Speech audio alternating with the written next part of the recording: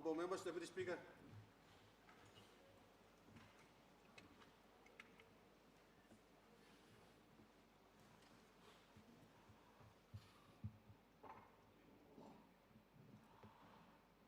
The two honourable members, we do not have quorum. I therefore suspend Parliament to the further ring of the bell.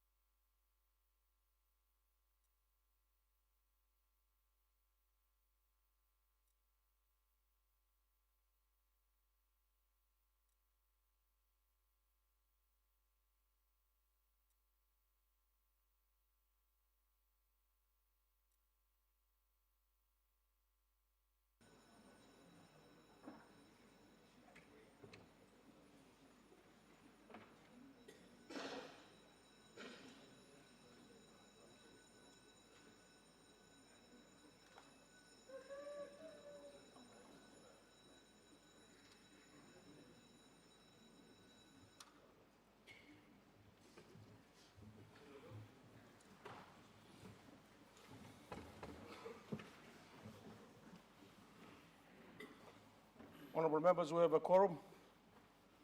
I now ask the member for Kirriwina good enough to lead us with a word of prayer. Thank you. Talk Big Money Talk Law, Isaiah chapter 66, verse 1. Heaven is my throne, earth is my footstool. Let's come before his footstool. Father God, we give you glory, honor, and praise. We thank you for the many blessings and your goodness, your grace and mercy upon this nation and the leaders. Father, this morning, I want to thank you for the government and the opposition leaders. I want to thank you for the Prime Minister, the Deputy Prime Minister and the ministers, the governors and the members of Parliament, the opposition leadership, the opposition members. We all come before you. At your footstool we bow.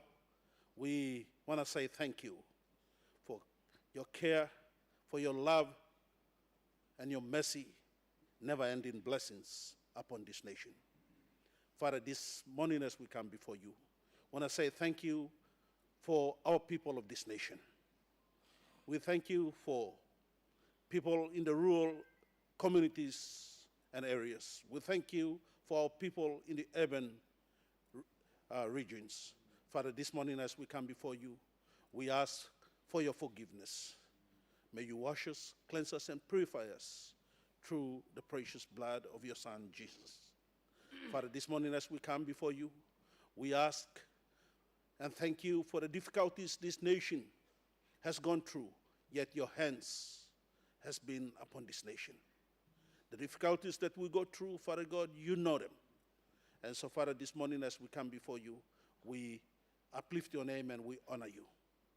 Father, this morning as we come before you, we want to thank you that from the depth of our hearts, may you cause us, Father God, to be more people-oriented, that our hearts will serve our people, that from many you have chosen us for service to our people. And Father, I pray this morning that may your grace and mercy continue to hover upon us. May your grace go with us and be with us. Father, this morning I commit the nation of Papua New Guinea and the resources that we have, the many resources that we have out at sea, Father God, with the marine products that we have, in the forests that we have, with the logging companies operating in our country, Father God. Father, we thank you for the gold, the copper, the zinc. We thank you for the oil. Father God, you have blessed this nation abundantly. And so, Father, this morning, we give you glory, honor, and praise. Father God, we have many things to ask for, but you know the things that we would ask and the petitions that we'll bring before you. This morning, we want to say thank you and congregate ourselves together, come together in saying the Lord's Prayer. Our Father.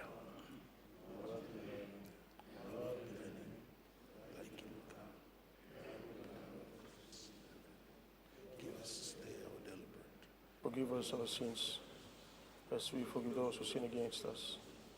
Lead us not into temptation, but deliver us from evil. For the kingdom, the power, and the glory are yours, forever and ever. Amen.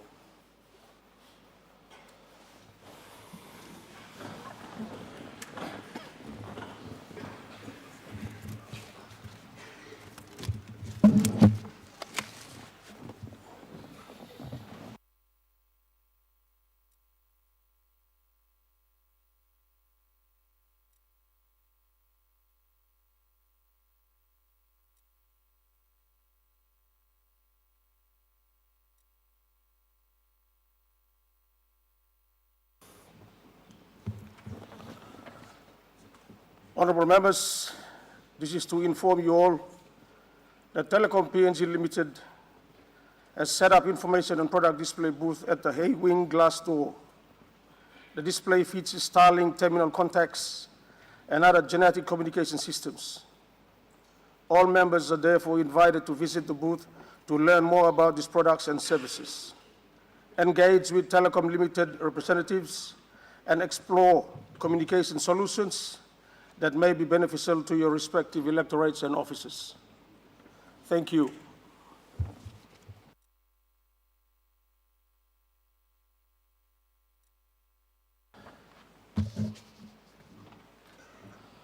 Honorable members, I acknowledge the presence in the public gallery of students and their teachers from Paradise College National Capital District. On behalf of the National Parliament, I extend a warm welcome to you all.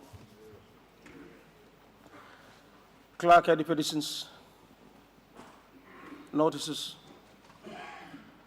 Honorable members, question time.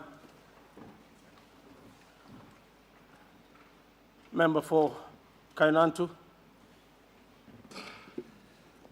Thank you, Assistant Speaker, for recognizing the people of Kainantu. I have a series of questions which I wish to direct to the Honorable Prime Minister. These questions concern the development of Kainantu mine. We have the mining minister, but I have decided to direct this question to the Prime Minister, who is the Minister of all Ministers, for the reason that there has been changes in mining ministry, and these concerns have been raised time and again with different mining ministers over time during this term, and they have not been addressed, and they continue to remain outstanding to the state. So the Prime Minister, being the Minister of all Ministers, need to take on these questions and respond to them.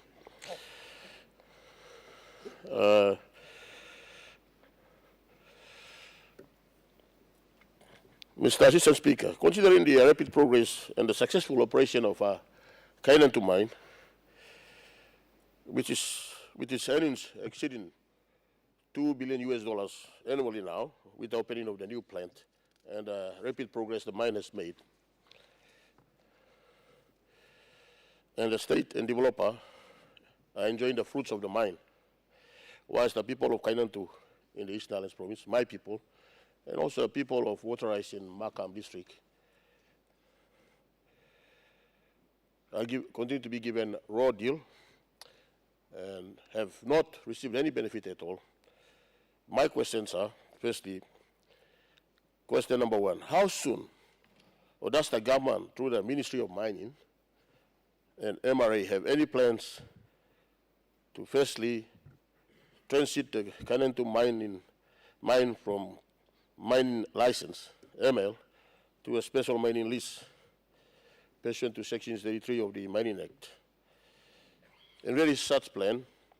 When does the government, through the Mineral Resources Authority, intend to do this? And if there's no such intention, why not?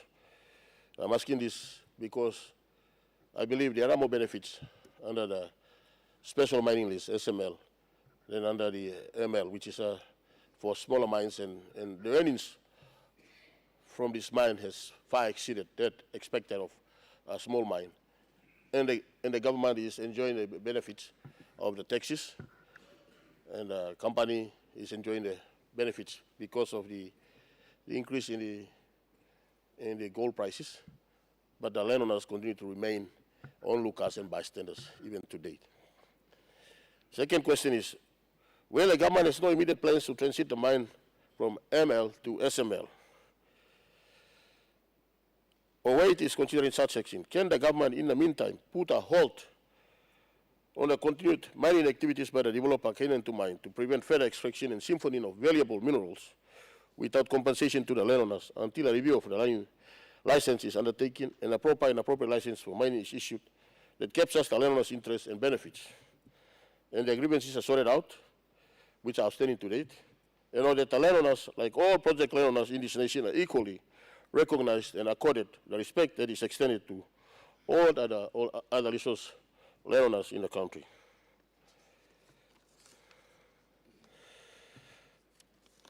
Question number 3. In the event that the government finds itself unable to stop further progress of the mine to sort out issues of appropriate mining license and landowner benefits for whatever reasons, or will find itself unable to stand with its exploited and oppressed landowners at its states of Kainantu and Makam, who continue to be exploited, oppressed, and sacked of the treasures of their own God-given land, passed on from generation to generation, and which they all have owned and lived on, defended and shed blood since time immemorial, and is now been taken over by government, You've seen introduced and adopted foreign concept of crown ownership of minerals under the soil, and giving it wholly to foreign non-developer who is now aggressively exploiting and siphoning away valuable minerals without regard to indigenous landowner rights and benefits, and taking almost everything worth billions of dollars out, except for government taxes, which the government is happily enjoying. Does the government have any plans to review and accord the richest but poor black people of Kainantu and Makam benefits equivalent to or similar to those SML or MLAs in this nation? And if so, when can this government do this? And if not, why not? Question number 4. And if this government has no plans, for how long does the Maraperoso government intend to partner with this developer to exploit my humble people of Kainantu? And for how long will the government continue to allow and condone the exploitation of the rightful benefit from resources extracted from their own God-given land, or allow a foreign-owned developer to continue reaping of the people of the 2 districts of the blessings of the land, and thus leaving them high and dry? Mr. Speaker, a mining lease can only be granted for a term not exceeding 20 years, and may be extended for a further term in accordance with Section 46 of the Mining Act. Kainantu Mine started under a mining lease since 2003, or thereabout, and today it has operated for 22 years now. In principle, and going by Section 39 of the Mining Act, a mining lease is to operate for up to 20 years and may be extended further. That being the case, my questions relating to that are: 1, can the Prime Minister admit that despite whatever extension the mining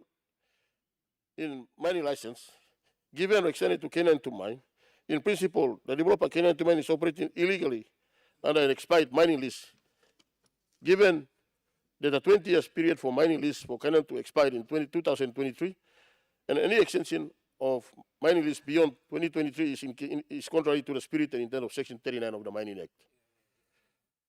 2, if, however, it is operating under an existing mining lease, can the Prime Minister clarify to the people of Kainantu and Makam and to the government of Eastern Highlands and Morobe when the mining lease was extended and why leadership and the people of the 2 electorates and provinces, including landowners, had not been notified or consulted?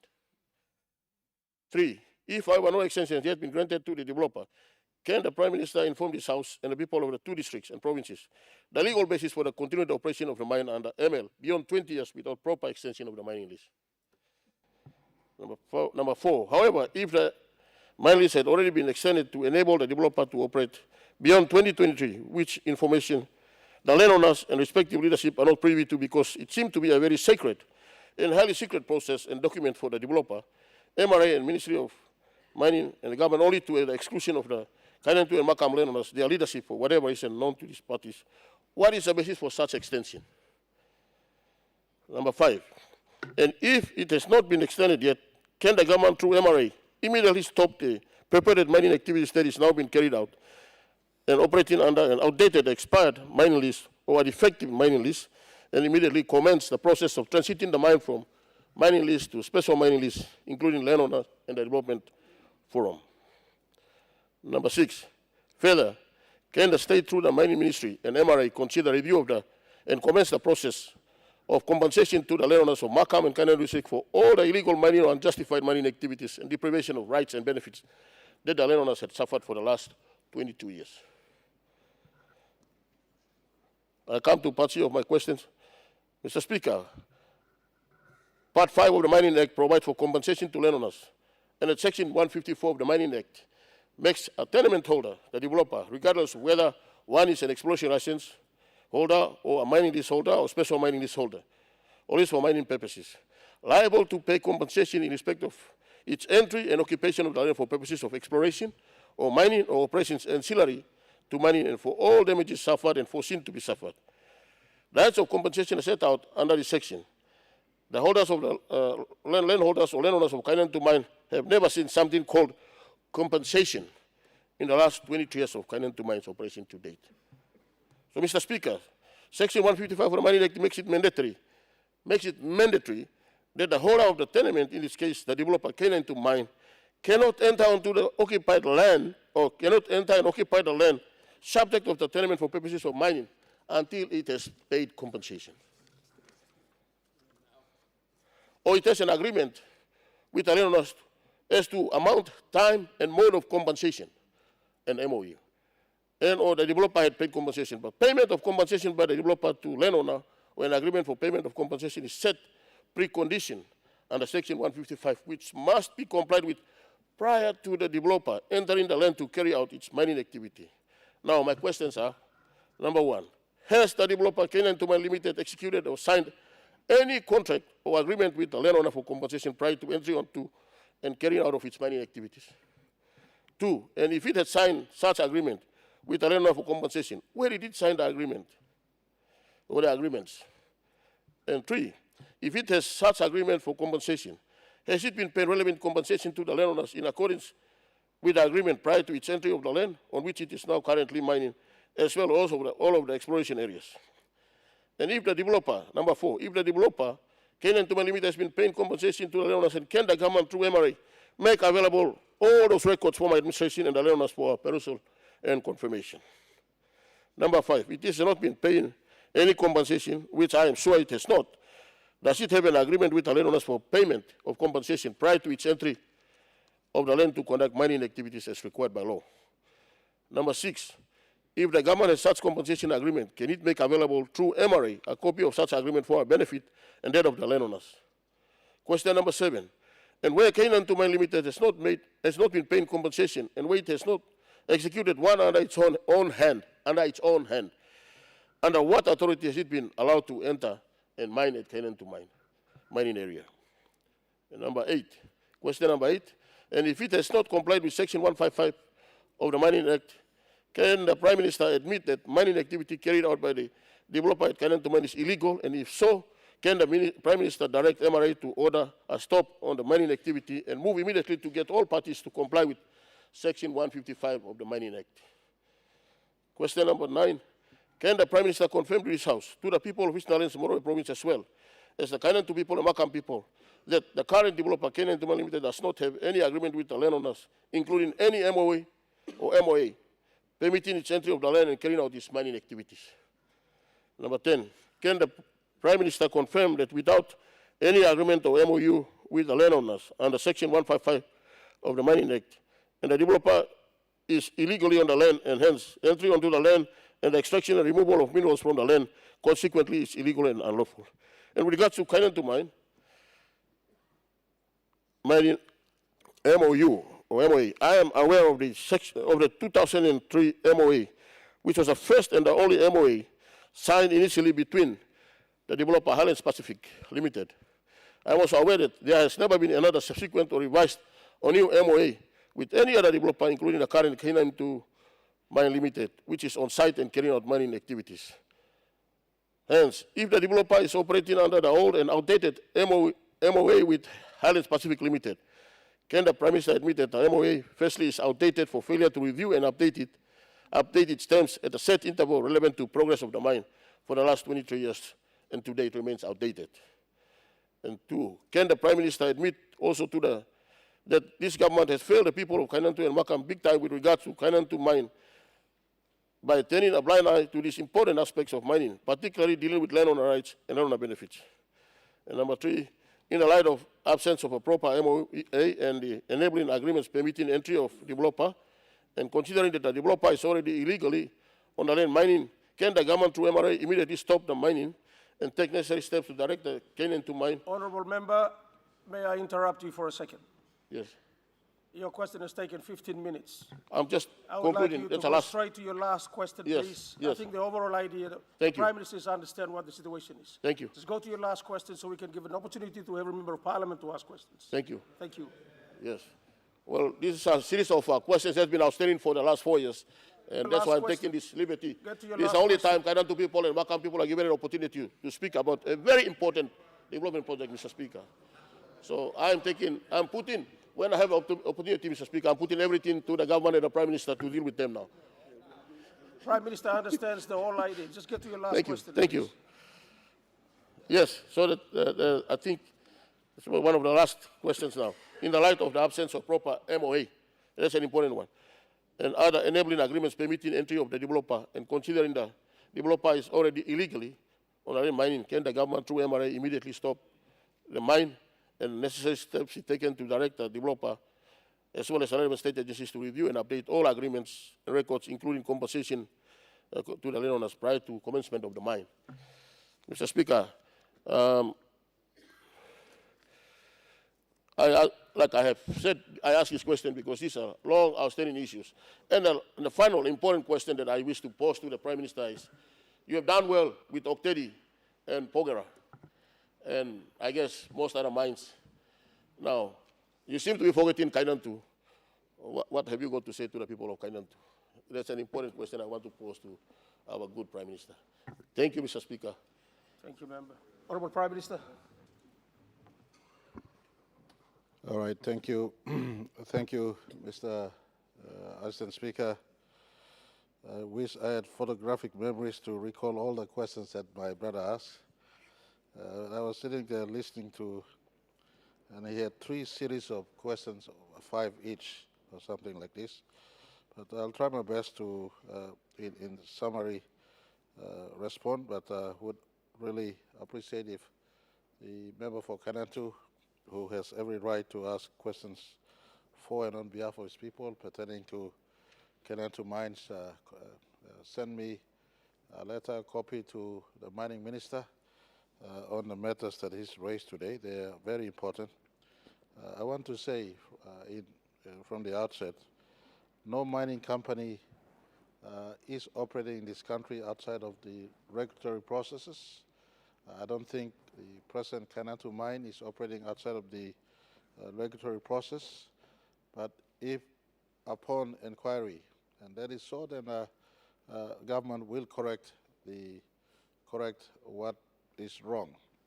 But I want to say from the outset, I think the company is operating under mining lease. We will check the lease conditions, and we'll check all necessary areas that needs to be checked pertaining to landowner benefits, landowner rights, country benefits and country rights, all benefits that is due to the people of Kainantu and Makam, to the people of Eastern Highlands and Morobe, to the people of the districts concerned.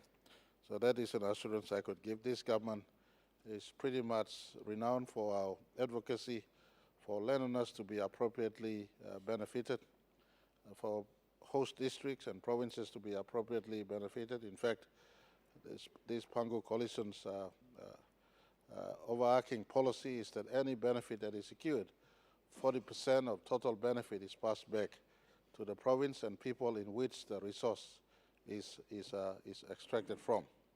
So that policy envelopes Kainantu mine as much as other mines. In that ambit, we've progressed POGRA, in a new POGRA, where we got 51% equity, of which 40% is passed back to the provinces and the landowners of our POGRA. Likewise, we are adjusting in the auxiliary benefits, in the oil and gas sector, in the fishery sector, in the forestry sector. Any resource we harvest, around 40% must go back to the people in the resource precinct, simply because they are project security. So in that context, Kainantu is an important mine. Remember, it is in your electorate. I've visited that mine twice already. And if there are any infringement to law, then we will bring it to notice and we will reconcile. I understand your views that the mine is now no longer qualified to operate on a mining lease. It must migrate to a special mining lease regime.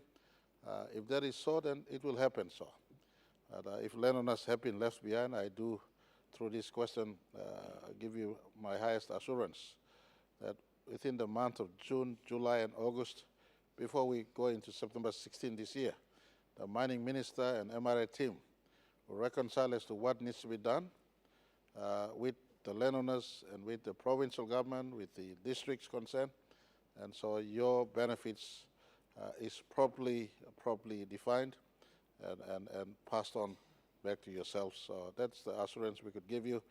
Kainantu mine is not discriminated. In fact, our record shows in the last 3 years, Kainantu mine has emerged as the most performing mine in terms of efficiency of the mine and the level of grade in the harvest is the highest we have in the country right now.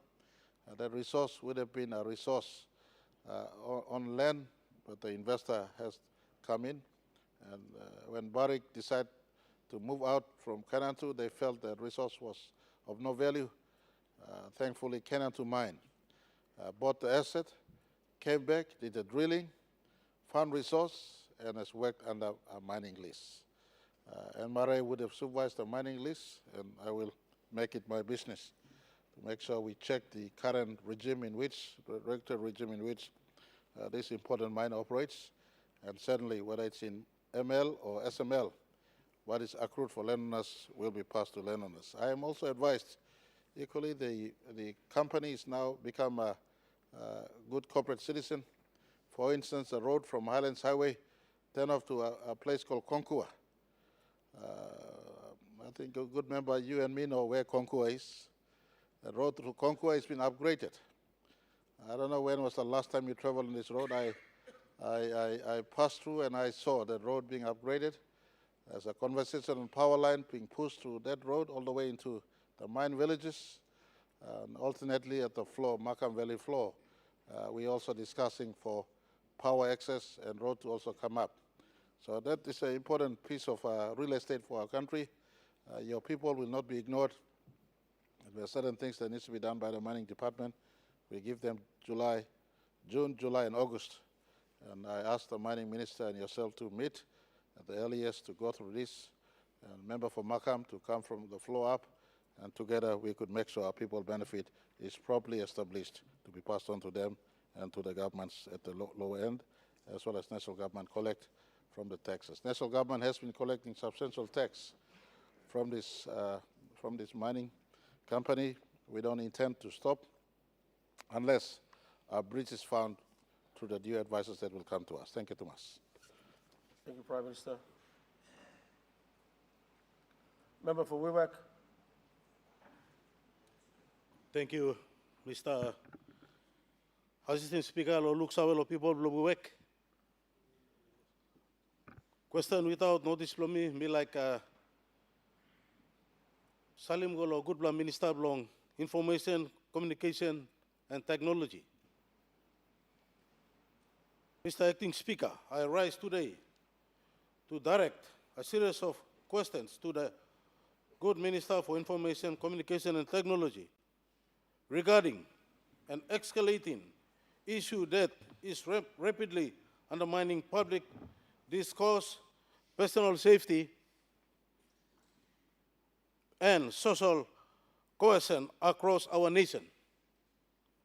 The rampant abuse of social media platforms, specifically Facebook, by individuals operating under fake names and fraudulent accounts. Mr. Acting Speaker, while digital connectivity is vital for the advancement of Papua New Guineans and Papua New Guinea as a nation, we are witnessing a dangerous trend where anonymous accounts, commonly known as fake profiles, are being weaponized to attack citizens, defame leaders, and publish entirely meaningless, highly critical, and malicious falsehood. This is not a matter of healthy, democratic debate. This is about coordinated wave of cyberbullying, character assassination, and misinformation that targets every citizen, vulnerable individuals, and leadership alike. I believe many of our colleague members in this House, along with their families, have been direct victims of this unchecked digital abuse. Therefore, Mr. Acting Speaker, I would ask our good Minister for ICT, the first question: what specific immediate legislative or regulatory measures in your ministry taking to curb the creation and the use of fake accounts on major social media platforms like Facebook in Papua New Guinea?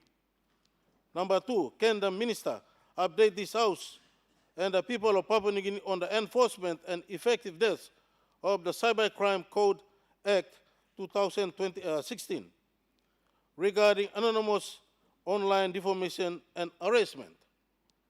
Number 3 is the ministry working on mechanism collaboration with international tech companies such as Meta to fast track and identify and removal of fraudulent profiles that repeatedly violates laws and abuse our entire citizens. Last question. What clear avenues of immediate recourse and support exist for many silent victims of social media abuse who currently feel helpless against anonymous online attacks? Mr. Acting Speaker, I stand here as one of the victims. I am not on Facebook, but plenty of fake all accounts all working the name below me. Now, pagrabim reputation below me as a national MP. Thank you, Mr. Acting Speaker. Minister for Information, Communication and Technology. Thank you, Assistant Speaker. Nami talk. Thank you. Long good important question raised by Honourable Member Blow Wiwek, Honourable Sambam. Me Sanaposem Acting Minister Blong ICT and me how much long this la very important question Emi pose him. Assistant Speaker, this is a very, very important question, which is a question where I think affect him Yumi Olgata.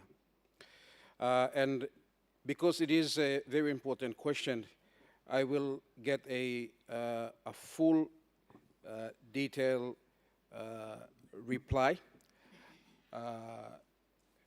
But on the onset, I will try to give some reply that in which actions we've taken thus far. Now, Assistant Speaker,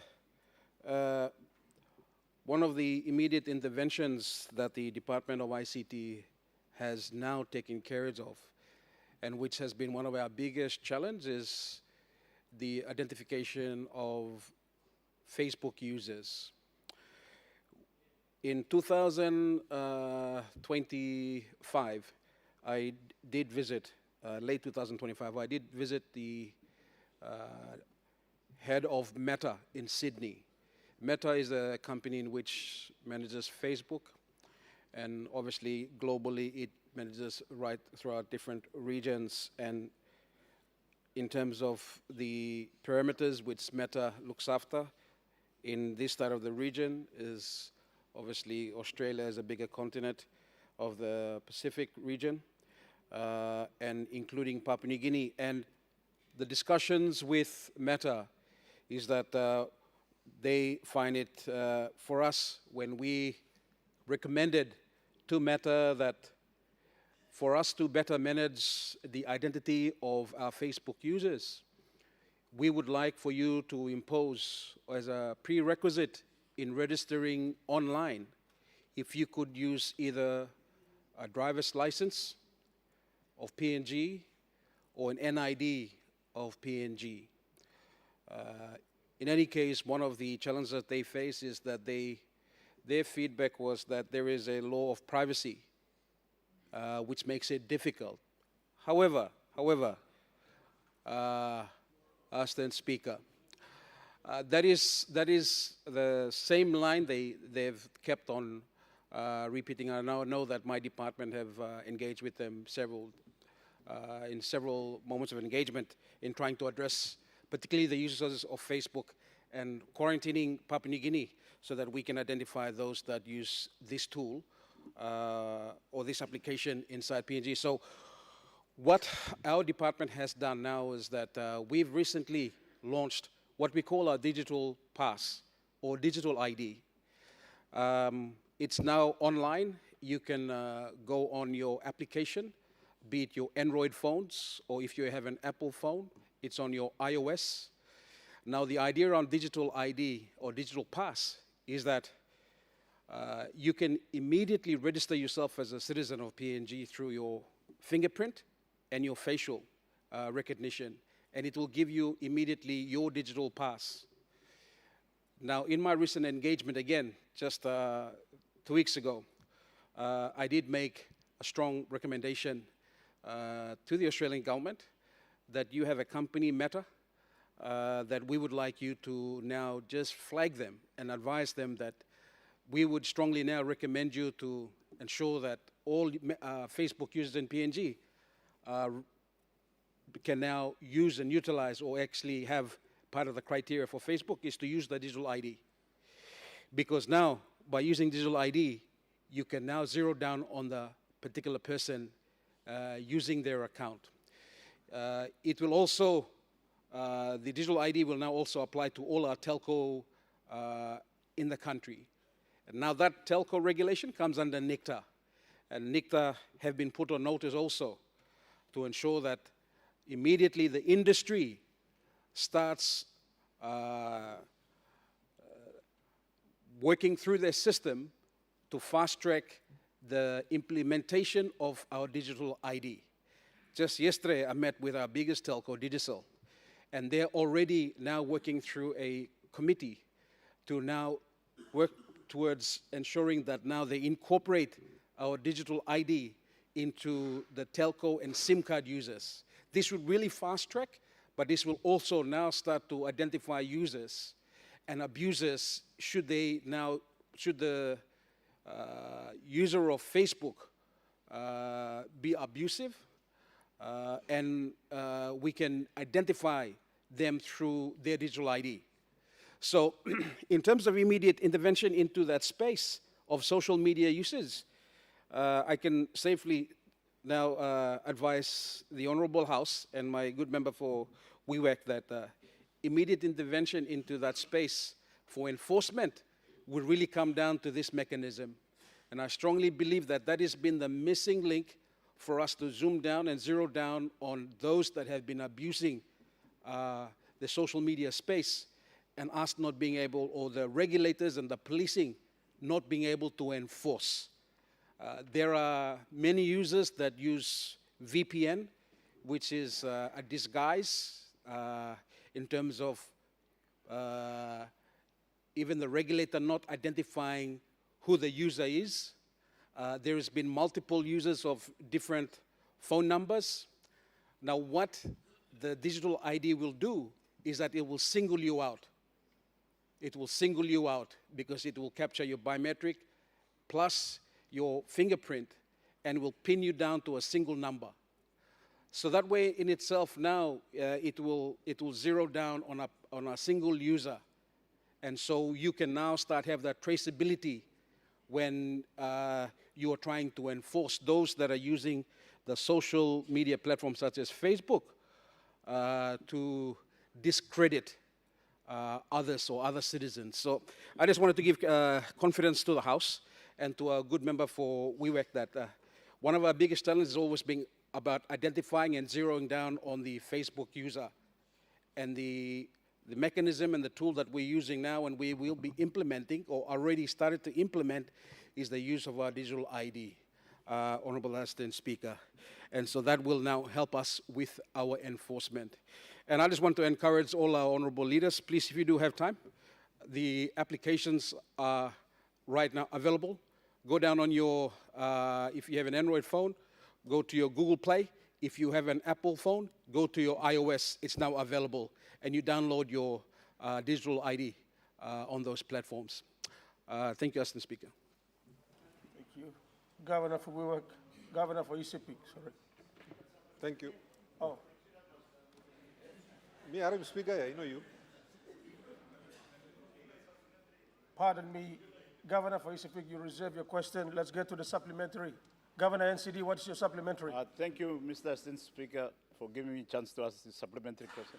Before I ask, can I seek leave of the House to extend question time? Because, Mr. Assistant Speaker, tupla question tasolna, I go over 35 minutes finish.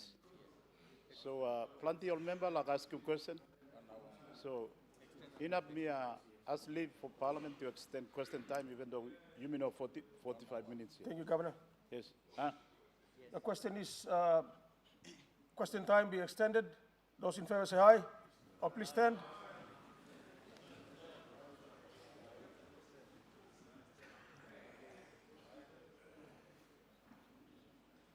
We have absolute majority. Honorable members, question time is now extended for another 20 minutes. You can continue with your supplementary, Governor. Thank you, Assistant Speaker. Supplementary question, let me like ask him, Minister too long, ICT, media information, about Starlink. You may get a plenty of you mean inside government official, you play work long, promoting this Starlink for reasons like connectivity and that kind of thing. But you got bedside Starlink. Me one long government side, you play survey. Me by asking question, me. That is not a supplementary question. That is a totally new subject you're raising on the floor of Parliament. No, it's about ICT. And we will regard that as a new question. Me So like you may Minister reserve give your report too question. long about Starlink. In No. this report, them can present to the Parliament. Honorable Governor, you reserve your question. You can ask that later. All right. That's not a supplementary. Honorable Governor for ECP, you may continue with your question. Thank you, Mr. Speaker. I'm a Maslong, strong player ruling below you. Let me come down good. Mr. Assistant Speaker, ask him below me, I'm one kind too, but me put him straight to go long.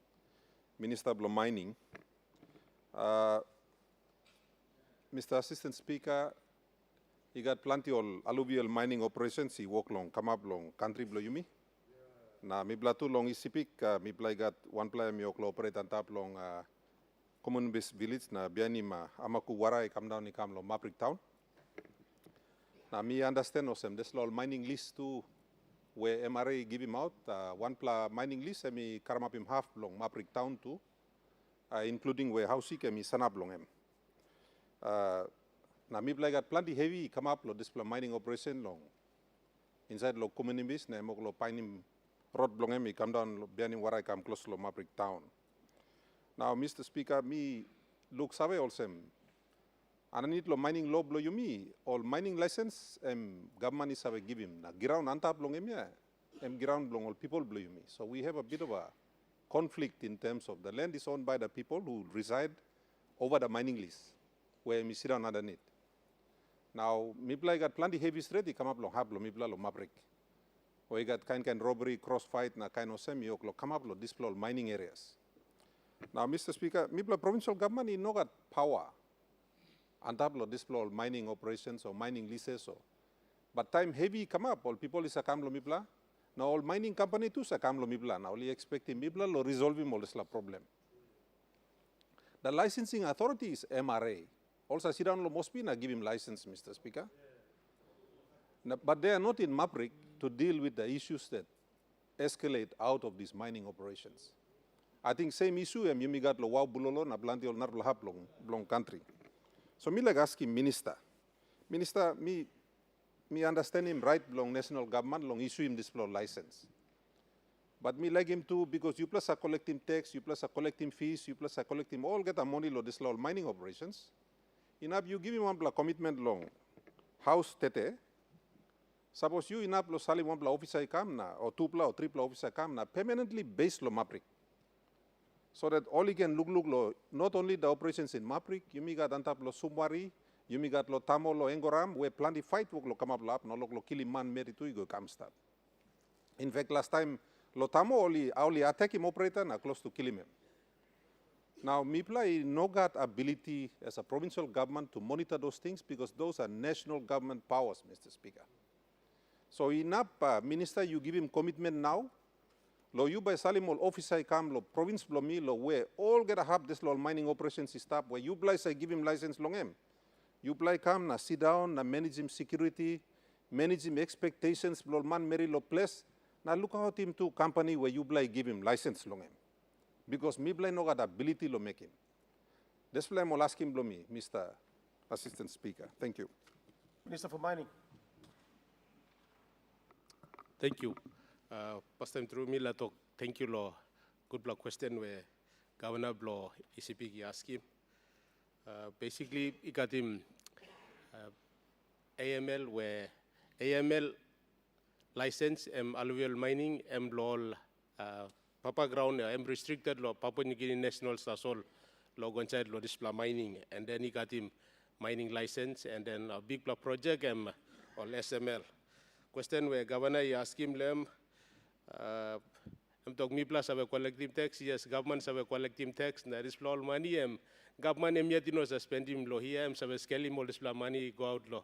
I got the provinces, no got the districts, so Mila put him this law record money where government working law mining.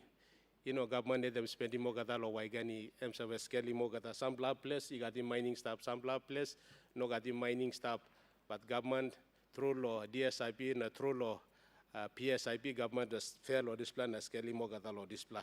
The question where me ask him law, officers law, base law, maprik law, monetary law this plan, he got him kind of say law bulolo, he got him all officers staff on the ground where also monitoring all issues law. Mining on the ground, so mix him question blow governor, mibla by pamitok save lo MRA lo mibla can look lo display na all officers can go out on the ground or work lo warden lo all can go lo anid lo work lo MRA igadim all warden lo mining and stuff when work lo go out na inspecting all display and also earlier last month MRA been issued one public notice or some usati working illegal mining throughout the country, or ML display MRA by policy model display all mining all barons but go out na confiscating all resource or machine where it was you working illegal mining. So Governor Mila assuring you was MRA put in notice out finish law last month, so MRA by go out na working all display work all officers from Mipla. Thank you, Mr. Speaker. Governor from Morobe. Thank you, Mr. Speaker. Thank you, through the Chair of Luxavelo Morobe. Mr. Speaker, my question without notice, a couple of questions. Me like ask him, Minister in charge of community development, religion, but them no stop, so but me ask him, Prime Minister. Now me ask him if Chairman in charge Logata Mama Law, long country can take note too. Law, couple of questions me raise him. Mr. Speaker, my questions are one, me like thank him government. Before I raise these questions, I think a more better candidate would ask this question, but me no look on the pastor or songan or the priest of house. So I feel the need to raise this question, and I thank the government where I think we brought forward a very critical amendment to our constitution that PNG be recognized as a Christian country. Therefore, this morning, you me prayer, you make him Lord's Prayer and a Bible to the front, me. Prime Minister, me thank him is like act, you make him law, identity law, Papua New Guinea was a Christian country. At the same time, me thank him Education Minister, and I think some of the vocal members of Parliament, including Member Law North Wagi, who have been very vocal of us introducing religion, Christian faith as a compulsory course instead of school blaming. So there was so much in line him. Faith blaming, I believe blaming instead long. Christian identity blaming. It's a speaker at the same time. You at Basave, members of this house will know that time you go through the length and breadth of Papua New Guinea, at most cases, kind of some now governor below ECP regime, question below alluvial mining. Planet time you not looking one pla office below alluvial mining but stop each ward. You not looking office below forestry stop each ward below country, more than 6,000 wards blame PNG, but by looking on churches stop throughout the country. Every ward area got one church or two or three. Kaya similar finsaben and mibla confess, so mibla got 5 or 6 house law too. Law one ward. And for that basis, Mr. Speaker, I think there were some comments around 1, Constitution, 2, preamble blaming. Mr. Speaker, my first question, there was an idea that we mooted in government that time you look him national pledge blaming. Mr. Speaker, you may make him pledge. There is a pledge. Every school time, also Martin's raising man also making pledge. It's indoctrinated into the children as they grow up. Now pledge blimi mitogosem. We pay homage. Me pick him up this line. We pay homage to our cultural heritage, the source of our strength. Now, my argument, na mi putim law, now some question is, custom na culture belong usait. Because you got kanyan culture. Some culture, you kiliman, kanyan pasin way, you got lo country. And there was an idea, and I think Chairman belong, Law Reform Commission, they take note that there was an idea that you should replace him na talk. We pay homage to our God, the source of our strength. So my question, where are we in terms of that through Prime Minister? Because me would ask him, Chairman Law Reform. Number two, Prime Minister me talk, thank you long all ministry where you create him. I want to ask you a question as to the, because church and big blood true, Mr. Speaker. By me ministry standalone religion or faith or not. Because now you look at Mr. Speaker, rampant in the streets. Mogadaman declaring mole to some prophet, apostle, pastor, not preaching kind doctrine, Mr. Speaker. And we don't have a religion board that really sits and say, no, this is the confirmed doctrine. It's every man and dog for himself preaching. So are we going to allow that, Mr. Speaker? Number three, time you go long ausig na surgeon la operate lo hat blaman. Surgeons are washing man blame 100 time. Now this all pastor where you allow him to preach too. They are touching the minds and hearts of our people. Now whatever they tell them, for example, Mr. Speaker, time you government talking about go lo ground, no lim ground na walk. Sample pastor out him talk na talk. Better God bless him you. So it's going against the grain of what we as a government are telling our people to work. Some of these pastors are telling them, pray, pray, pray, God bless him you. So my question without notice, one, by me amend him, this la tok blim yo sem strong blim kam lo God or by me lare mo sem strong blim kam lo culture.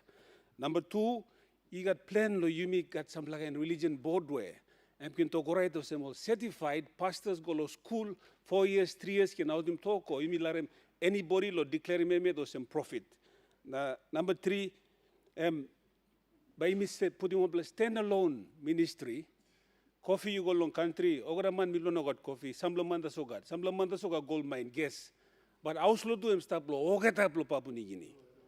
So you must cut on place standalone ministry belong religion or faith as well because it affect him. All Papua New Guinea people blame me. Thank you, Mr. Speaker. Luksavelo Morobe. Thank you. Honorable Prime Minister.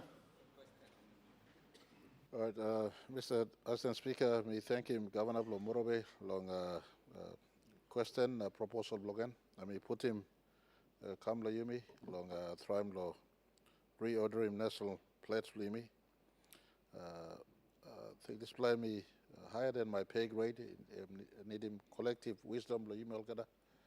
So, Mr. Speaker, I propose that the good governor may put him this thinking blogan into a proposal. Case him assembly blogan lo Morobe endorse him. Salem Kamna, you can look how you may redefine him homage limi. I think it's talk in order. We respect our culture. Homage must go to the Creator God who said the create him. So it's a proposal that suppose me carry him through House Tutuman. Let us him come here, you can look now. You may part of our talk long. We strong him can constitutional identity blimi we can look and display. Thank you, Mr. Speaker.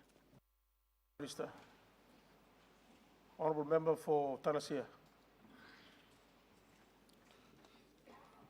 Thank you, Assistant Speaker Luksabelong Talasia. Assistant Speaker, my question without notice goes to the Minister for Lands and Physical Planning.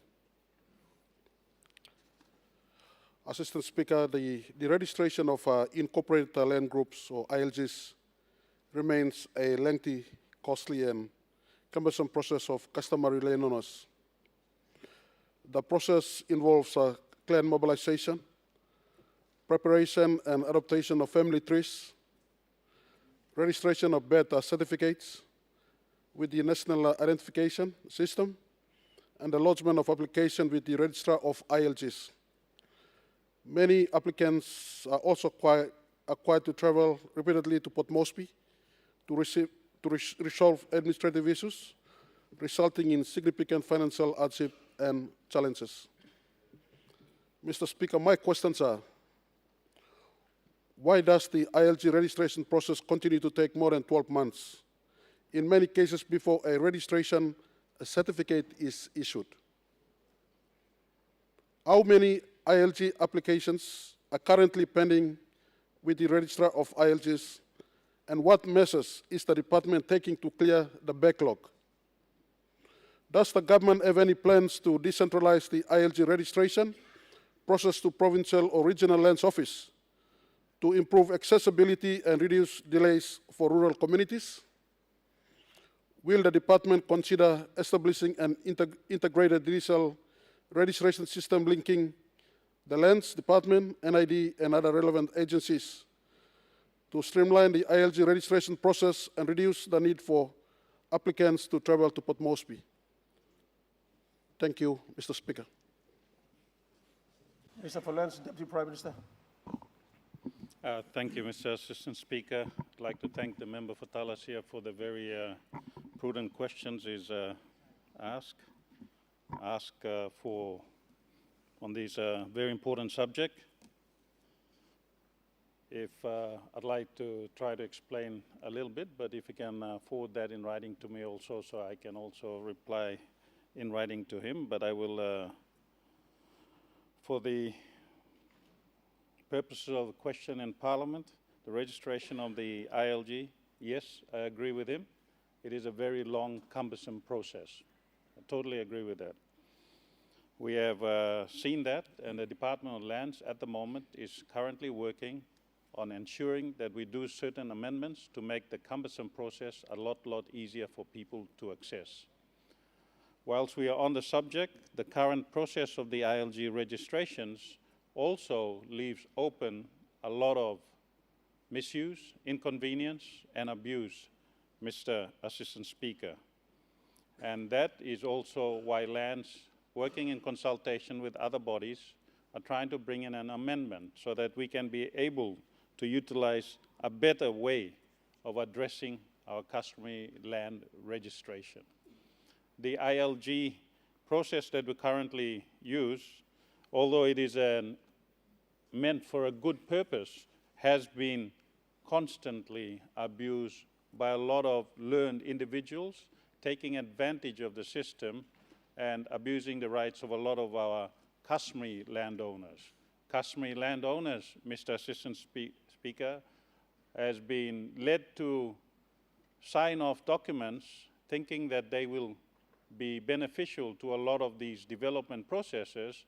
This has been abused by a lot of intellectual people in our communities. You can see that in a lot of agricultural areas, in a lot of rural areas, Mr. Assistant Speaker, that some of these processes are abused where our learned individuals have taken advantage of the current ILG system and has pushed some of our landowners who are not as skilled or eloquent, has pushed them aside to make certain, and working in partnership with a lot of developers, have abused that system.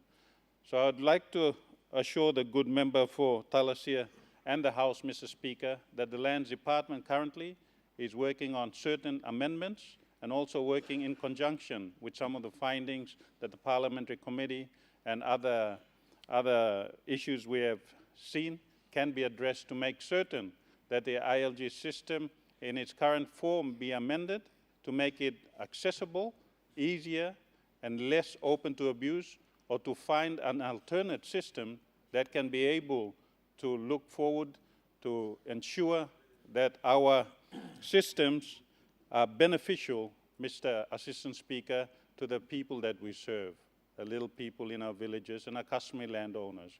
Because land, Mr. Assistant Speaker, is very sensitive, and we need to approach it and make it accessible, make it easier for our landowners to access, to register, to survey, and to ensure that they benefit from the land that they own. Thank you, Mr. Assistant Speaker. Governor for Oro. Mr.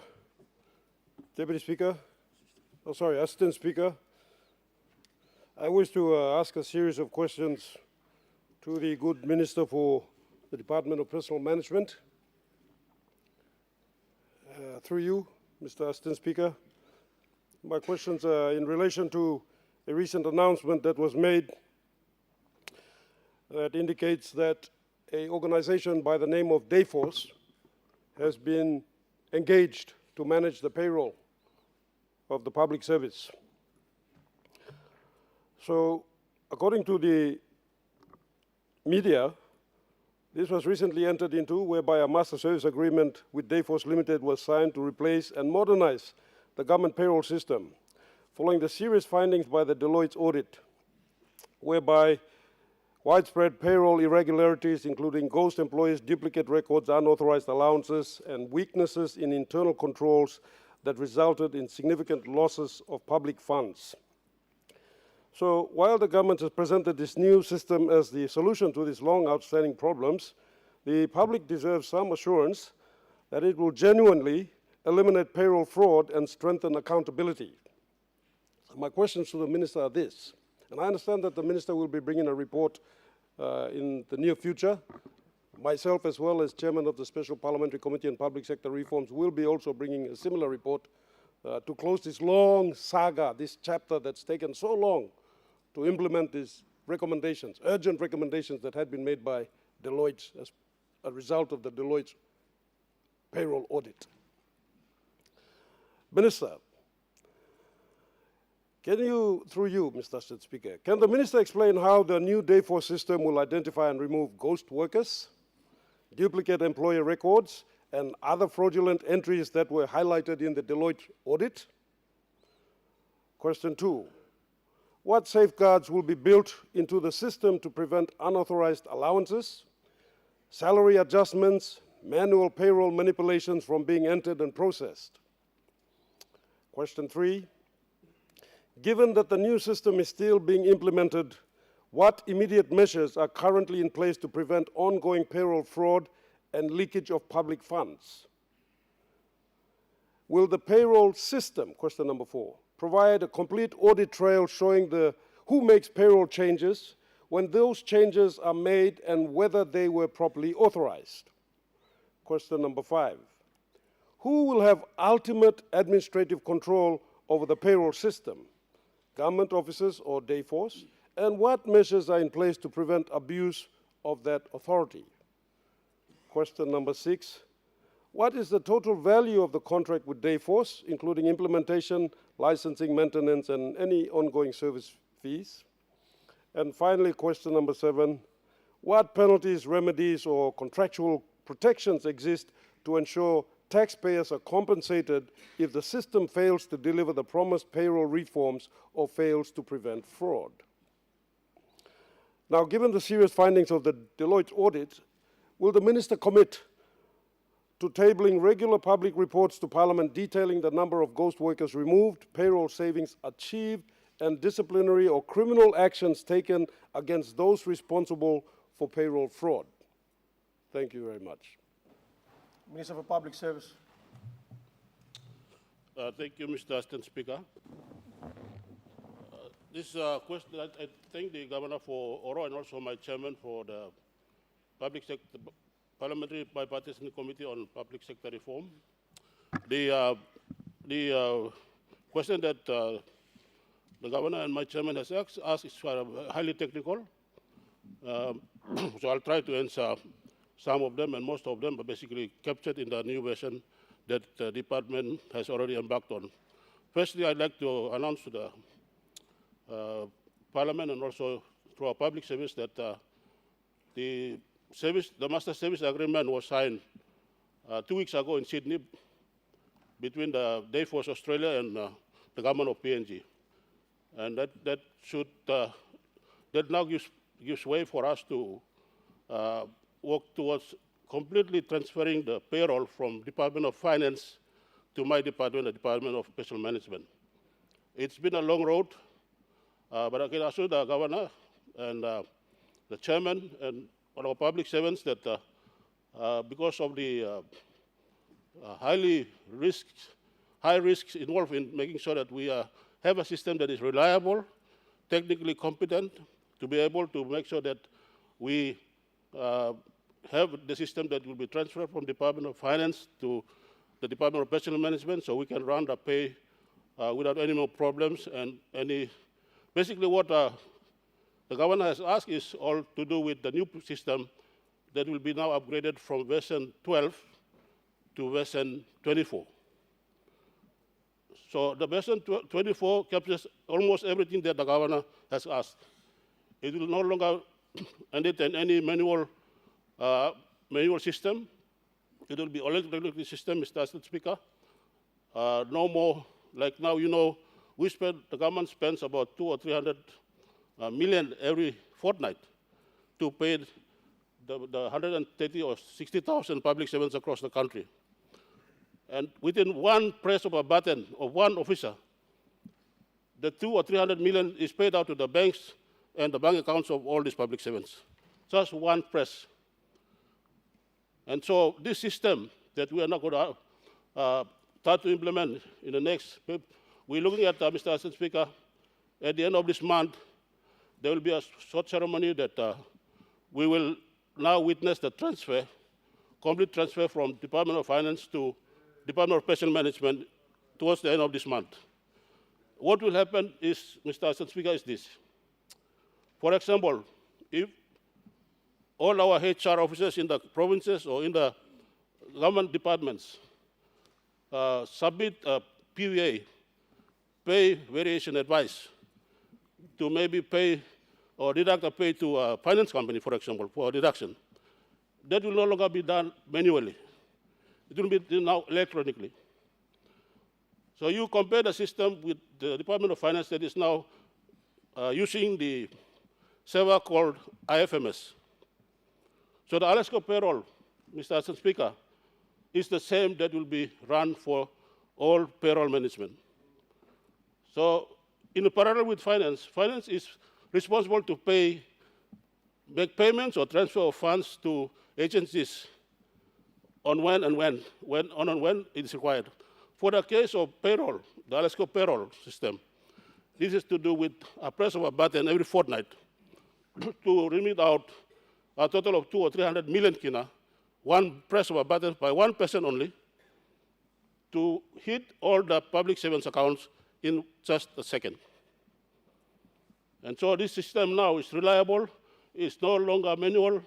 We will also have passwords issued out, so we know exactly which paying officer in each agency has authorized that or agency head. So when there's a fraud or involved in duplication of names or whatever, we will pick out in the system. So I'd like to thank this government, Prime Minister, and the government and the Treasury also for releasing, and also commendation to you, Chairman, yourself, and Governor, for being the force behind me and from my department to make sure that we work together and especially to get a Deloitte report out. This is the implementation, Mr. Assistant Speaker, of the Deloitte report that was heavily enforced by the Chairman and Governor for Oro. So I'd like to announce to everyone that we will no longer be using that. It's the same thing that IFMS system is now. The Department of Finance, District Finance Manager, and the District Administrator no longer sign forms. Everything is on the phone with a password. So we'll be doing that as the same system that we'll be using. This is now upgraded to version 24, and we'll have no longer manual manipulation. For example, the leave entitlements will be issued from that, and you can use that to payroll. I sign my Form 11 on the phone. I don't use any more printer and scanner. So it's instantly done on the phone. So that is why, Mr. Assistant Speaker, it's called a smartphone, not for anything to be. So I'm like Dr. Saban and assuring all the public servants and all the agencies, ministers, governors, to support your HR office so that they can competently run the system when it's operational. But thank you, Mr. Speaker, Assistant Speaker, for this, and also thank the Governor for the question. Thank you. Member for Abao. Thank you, Assistant Speaker, for recognizing the people of Abao in the last half a minute. I got two very short questions in relation to two activities currently happening on the Magi Highway, and the question without notice is directed to the good Minister for Highways and Works and Highways. There are two major contracts that the good government has given on the Magi Highway. One of them is the new one, which is to upgrade and seal from Imila Bridge to Moreguina turnoff, but it's actually Manabo turnoff. So if the minister can take note of these names of the contract areas. The current contract is now doing upgrades from Imila, and it's now come to Kupiano turnoff. The gravel pitch that they are using is between Kupiano turnoff and Kupiano town. And their base is between Kupiano turnoff and Kupiano town. The current contract has not included the upgrade and sealing from Kupiano turnoff to Kupiano town. It's like a contract that will seal from, for example, from Gaire to before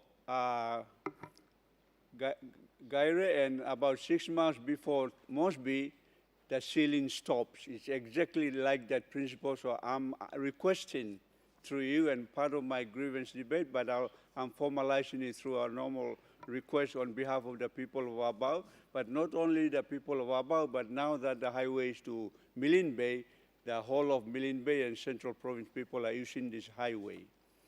Because Kupiano is our headquarters and this current contract, and from Kupiano turnoff to Kupiano town is 7 kilometers. And this contract will end at what we call Manabo turnoff, which is 7 kilometers from Moreguina turnoff. So my request on behalf of the people of Milne Bay and Central, particularly for Abau, is can this contract include the 7 kilometers from turnoff to Kupiano town, because it's our headquarters. And then the 7 kilometers can be shortened from Manabo turnoff back to Moreguina town turnoff with the same contractor.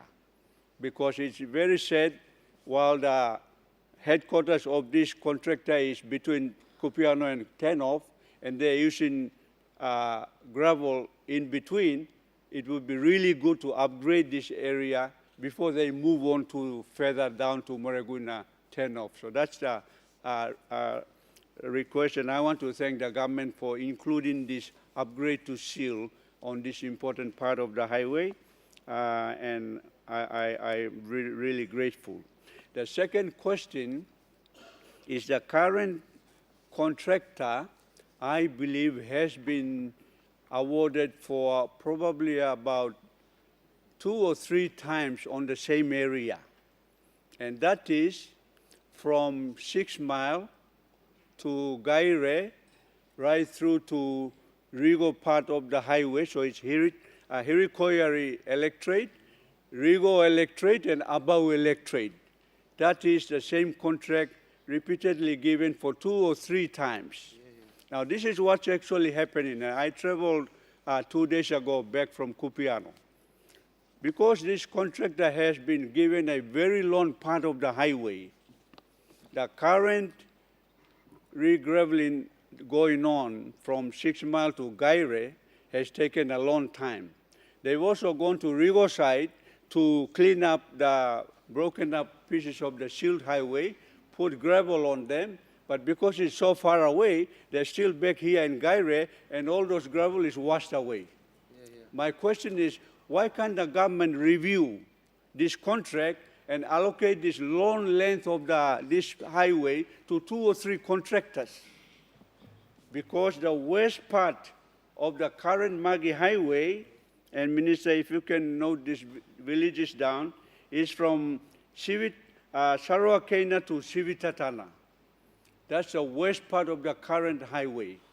And then after that is from Levogolo to Alepa. This contractor went and cleaned it up, filled the broken parts, and now over time, because they're still working on this side of the highway, all that is also already washed away, and we're having trouble commuting between Port Moresby and Milne Bay. So we strongly recommend that this contract be reviewed and that 2 or 3 contractors should be awarded so that this work can be done. It's now taken 8 years for this contractor to finish the job. Thank you very much. Minister for Works and Highways.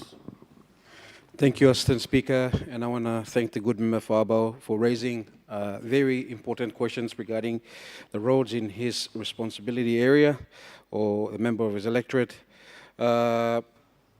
There's a series of questions with a few details in those questions, so I would ask the honourable member to make avail of the question, so I will be able to reply accordingly.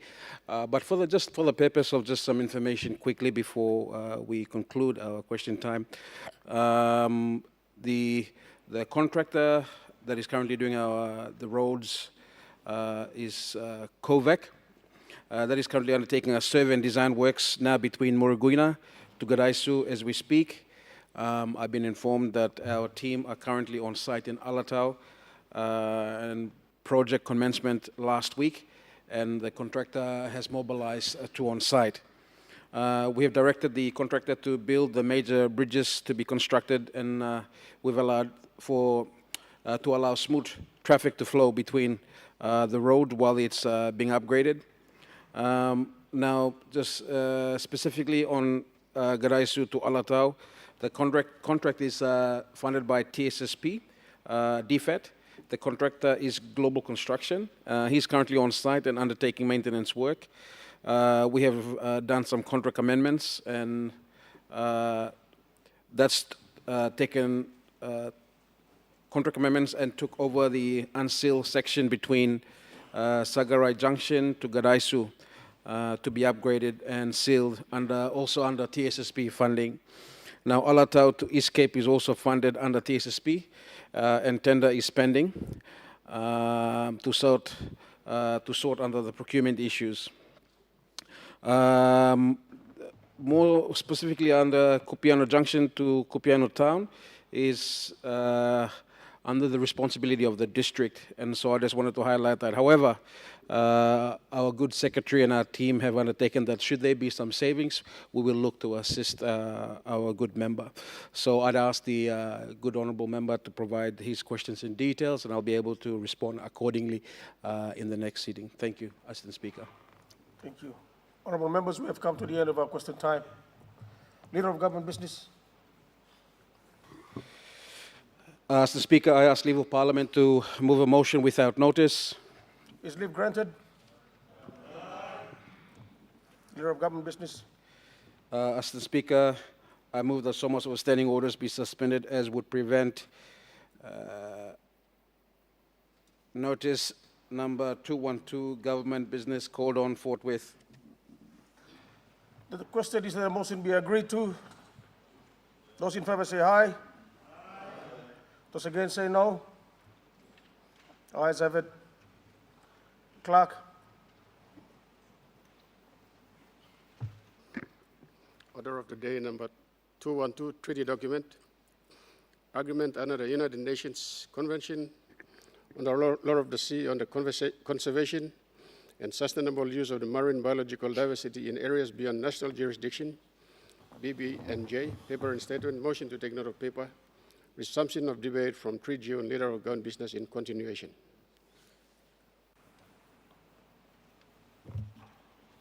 Leader of Government Business. Mr. Speaker, I rise to support the ratification of the agreement of the conservation and sustainable use of marine biological diversity of the area beyond national jurisdiction, commonly known as the BBNJ agreement. Mr. Speaker, this agreement is not simply about the conservation, it is about sovereignty, economic opportunity, and Papua New Guinea's future as one of the world's great ocean nations, or nation. Mr. Speaker, PNG is not only a land of mountains, forests, and rivers, we also are a major maritime nation with exclusive economic zones covering more than 2.4 million square kilometers. Our future, Mr. Speaker, prosperity will depend not only on what lies beneath our land, but also on what lies within and beyond our oceans. Mr. Speaker, the blue economy is one of our great economic frontiers of this century, and PNG must be positioned to participate in it. Mr. Speaker, this agreement does not diminish PNG's sovereignty. Our territorial waters remain ours. Our exclusive zones remain ours. Our sovereign rights remain protected under international law. Mr. Speaker, by ratifying this agreement, we are not surrendering our sovereignty. We are exercising sovereignty by ensuring that PNG has a voice in shaping the rules that will govern future of our ocean. Mr. Speaker, the agreement also creates opportunities for scientists' research, technology transfer, capacity building, international partnership, and future benefiting sharing from maritime genetic resources. Mr. Speaker, this is not merely an environmental agreement, it is an economic and strategic agreement. Mr. Speaker, as Melanesians, the ocean is more than water. It is our history, it is our identity, and it is our highway. Healthy oceans mean food security, livelihoods, biodiversity, and resilience for our coastal and island communities. Protecting the ocean is therefore not only an environmental responsibility, it is a national responsibility. Mr. Speaker, failure to ratify risks excluding PNG from future decisions that will directly affect our region and our interests. Mr. Speaker, we are not at the table. Pardon me, Mr. Speaker. If we are not at the table, others will make those decisions for us. PNG must never allow that to happen. Mr. Speaker, this agreement strengthens our international voice, protects our strategic interests, and positions PNG as a leader in the Blue Pacific. It does not weaken our sovereignty, Mr. Speaker, it strengthens it. For these reasons, I support the ratification of the BBA-NZ agreement and commend it to this honourable House. The land made us a nation, but the ocean will help determine our future as a wise parliament would protect both. Thank you, Mr. Speaker. Minister of Foreign Affairs. Oh, pardon me. Governor Horo. Mr. Assistant Speaker, I wish to also commend the good Minister for Foreign Affairs and also join the debate in support of this. And I have a few points to add or to make mention of here. Mr. Speaker, the Pacific Ocean contains some of the richest and most diverse marine ecosystems on Earth. Many species inhabiting our oceans remain unknown to science. Many possess potential medicinal, scientific, ecological, and economic value that future generations may depend upon. Once these ecosystems are destroyed, they may never recover. And as custodians of one of the most significant marine environments, Papua New Guinea has both a moral responsibility and a national interest in ensuring their protection. We therefore have every reason to support efforts that strengthen marine conservation, improve scientific research, promote sustainable fisheries, and ensure that marine resources are managed responsibly.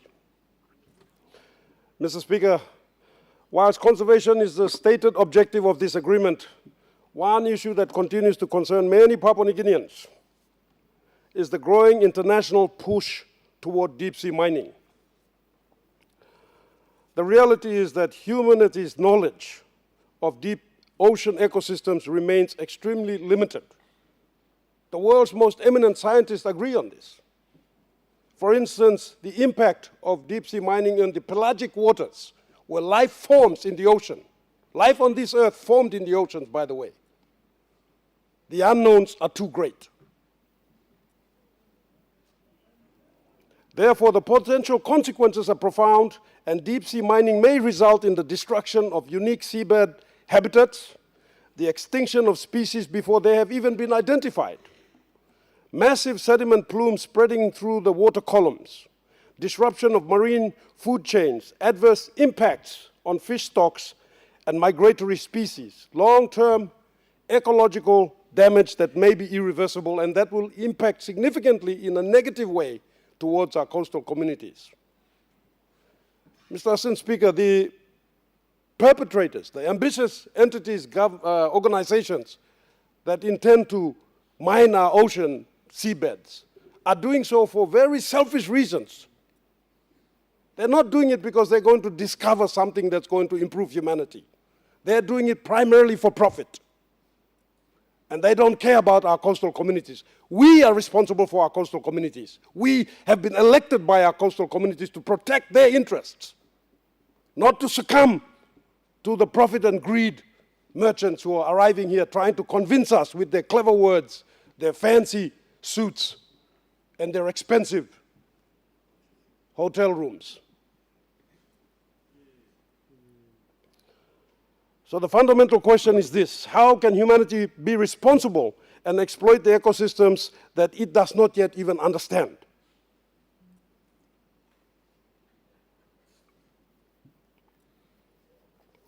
Mr. Assistant Speaker, the impact on coastal communities is profound. This is about our people. Throughout Papua New Guinea, hundreds of thousands of citizens depend directly upon healthy marine ecosystems for food, employment, income generation, and cultural continuity.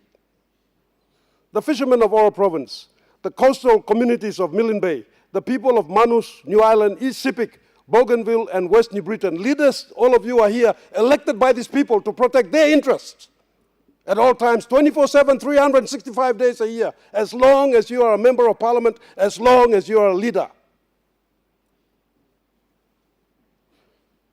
When marine ecosystems suffer, it is these communities that suffer first.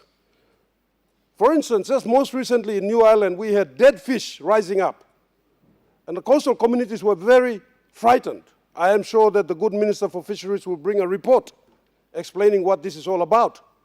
But that in itself is an example of what happens when we don't pay attention to who's in our waters doing what. Any activity that threatens fisheries resources, marine biodiversity, or ocean health threatens the food security and livelihoods of ordinary Papua New Guineans. The economic interest of a few must never be allowed to outweigh the long-term interest of the many.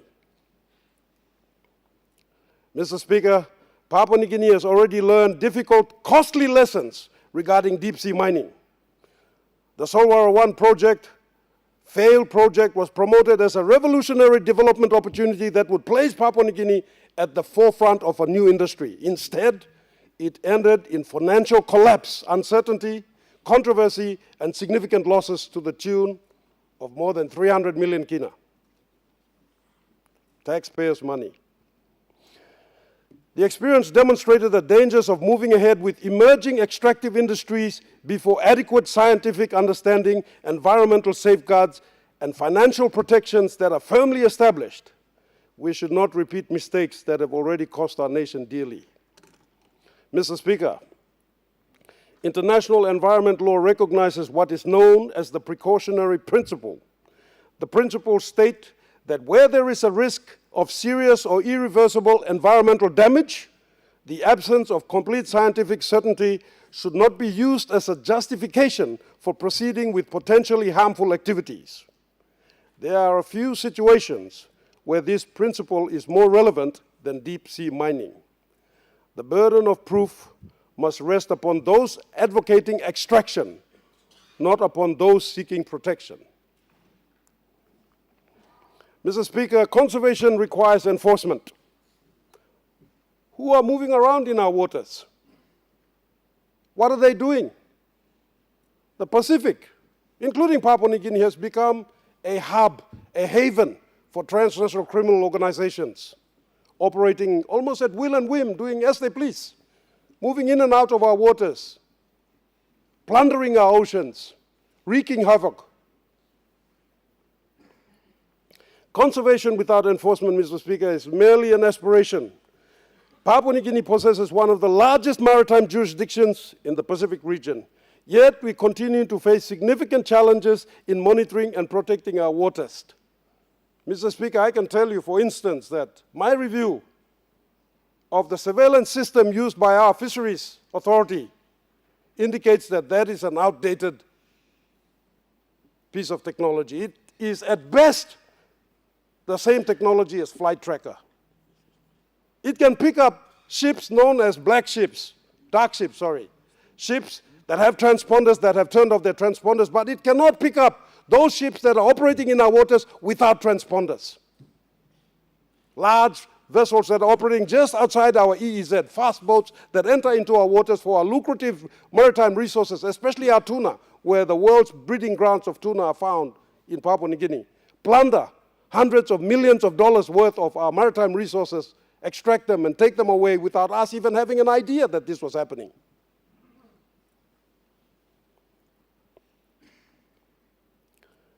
This illegal, unreported, and unregulated fishing continues to deprive our nation of valuable resources. Meanwhile, transnational criminal activities, including drug trafficking, human trafficking, smuggling, and illegal resource extraction, pose ongoing threats to our maritime domain. Now, as we debate international commitments to marine conservation, we must also ask whether Papua New Guinea currently possesses the practical capacity required to protect the marine environment we seek to conserve. Do we have sufficient patrol vessels?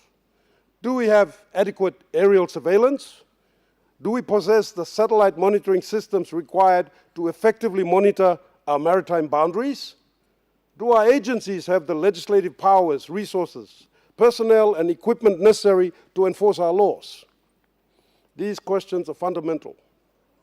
Protecting biodiversity beyond national jurisdiction should never distract us from protecting biodiversity and resources within our own waters. Mr. Speaker, if Papua New Guinea is serious about marine conservation, then we must invest in modern maritime surveillance systems, enhance satellite and aerial monitoring capabilities, additional patrol vessels and operational resources, greater coordination between defense, police, customs, fisheries, and provincial authorities, stronger maritime legislation, tougher penalties for illegal fishing and other maritime offenses, improved intelligence gathering and maritime enforcement capabilities. The reality is that those who engage in illegal activities at sea are often far better equipped than those who are tasked with stopping them. That situation must change. A nation cannot effectively protect what it cannot see, nor can it conserve what it cannot enforce. Mr. Assistant Speaker, while international cooperation is important, Papua New Guinea must ensure that participation in international agreements never compromises our sovereign rights over our marine resources and our maritime jurisdiction. Conservation and sovereignty must go hand in hand.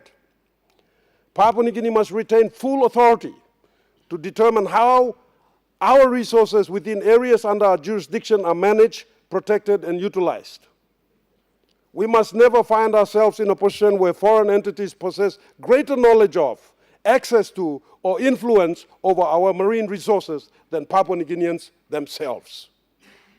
Do you know, Mr. Assistant Speaker, that not a single fishing vessel in this country is owned by a Papua New Guinean, as far as I know? If you went to, say, for Israel, for example, Israel, and they had similar resources, there would not be a single fishing vessel there that would be foreign-owned. They would all be Israeli vessels. I guarantee it. It would be the same, say, for instance, in Singapore, in China, Philippines. But here, we are virtually throwing it at investors. Many of these investors, we aren't even verifying their backgrounds to determine whether they have the wherewithal or whether they're genuine investors, whether they actually care about us. Many of them are just no different to pirates, modern-day pirates, but we are letting them come in here. Mr. Speaker, the first responsibility of this Parliament is to safeguard the interests of our people, to protect the national interest. Future generations will not judge us by how many tons of minerals we extracted from the seabed. They will judge us by whether we protected the oceans that sustain life itself. The sea is more than just a resource. It is the foundation of livelihoods, food security, culture, biodiversity, and national prosperity. As Parliament considers this agreement, let us ensure that Papua New Guinea stands firmly for marine conservation, scientific integrity, national sovereignty, and the protection of our coastal communities. Let's support the protection of marine biodiversity. Let us exercise caution regarding deep-sea mining.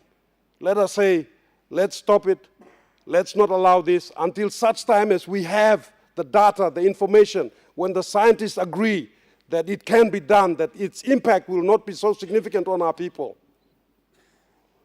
And let us strengthen our capacity to monitor and defend our waters.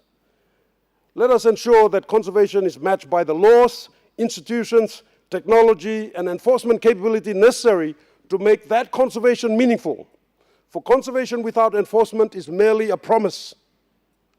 But conservation backed by sovereignty, science, and effective enforcement becomes a lasting legacy for future generations of Papua New Guineans. Thank you, Mr. Assistant Speaker. Minister for Environment and Conservation. Mr. Assistant Speaker, I stand here today in this Parliament in support of this agreement on the marine biological diversity of areas beyond national jurisdiction, commonly known as BBNJ agreement. This BBNJ agreement is a historic UN treaty designed to protect the ICs. The ICs cover around half of the Earth's surface and 2/3 of the entire ocean.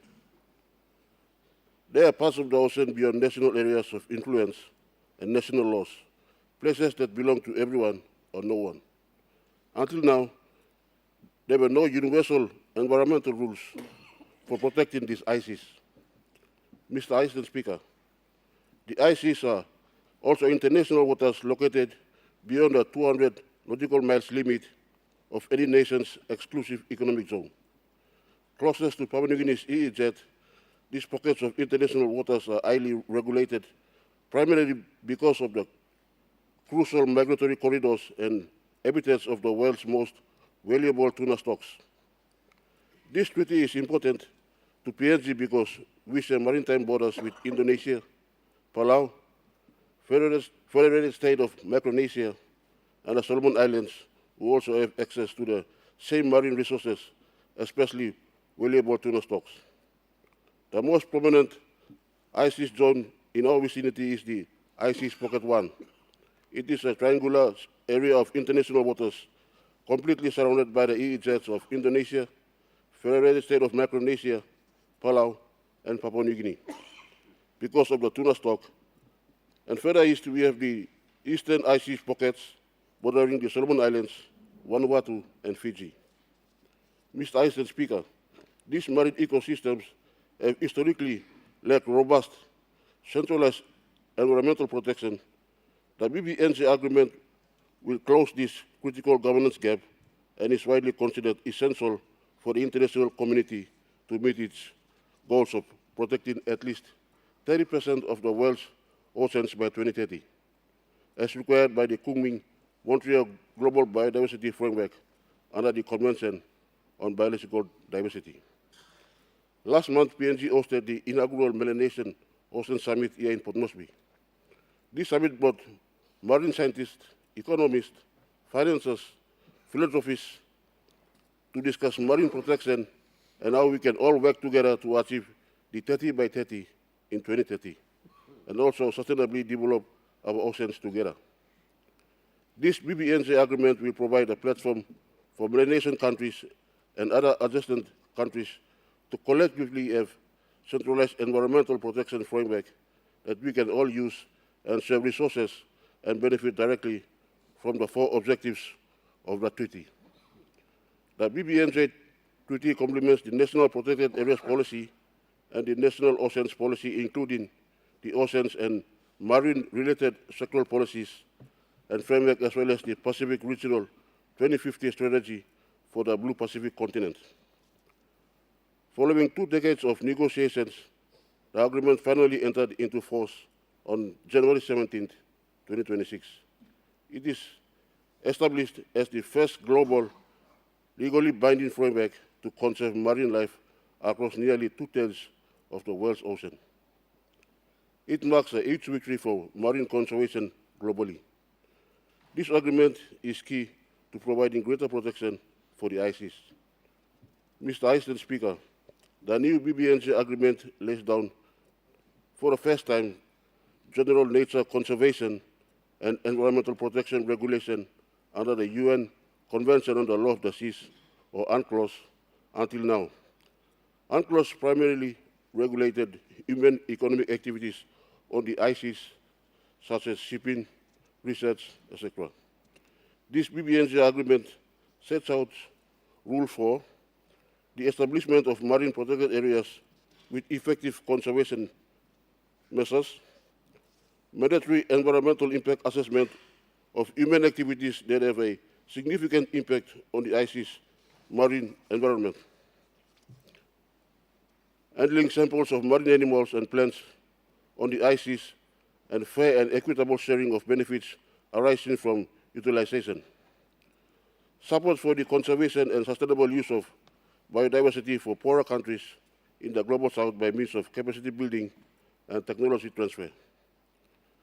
Mr. Speaker, Acting Speaker, the marine protected areas and environmental impact assessment are especially important for nature conservation and environmental protection. Thank you, Mr. Acting Speaker. Governor NCD. Thank you, Assistant Speaker, for allowing me an opportunity to contribute to this important debate. But before I go into the debate, I want to firstly congratulate the Minister for Foreign Affairs for his leadership in that very important sector, maintaining a good diplomatic relationship at all levels, bilateral, multilateral, especially also at the United Nations. Secondly, I want to preface my contribution by reminding everyone that tomorrow, 5th of June, is World Environment Day. We have activities in the city, so I'm circulating an invitation to all honorable members. You all can come in the morning and join us. We'll be doing tree planting along the boulevard, and some other activities also taking place in the city. Secondly, on Sunday, me and Minister for Fisheries are hosting for the first time, World Ocean Day. And so it's appropriate that we are having this discussion on the eve of these two events. Very important event that United Nations has marked to remind us of the importance of some of the things that we take for granted. And in this case, the ocean and the natural environment, especially on terrestrial land. Mr. Assistant Speaker and members of Parliament, what I want to contribute to this important debate is that remind us, I think most of the points that we need to be reminded, Governor Foro has eloquently raised them, so I don't want to repeat them. I just want to add on some points that perhaps is equally important, but with a limited time, he did not emphasize on it.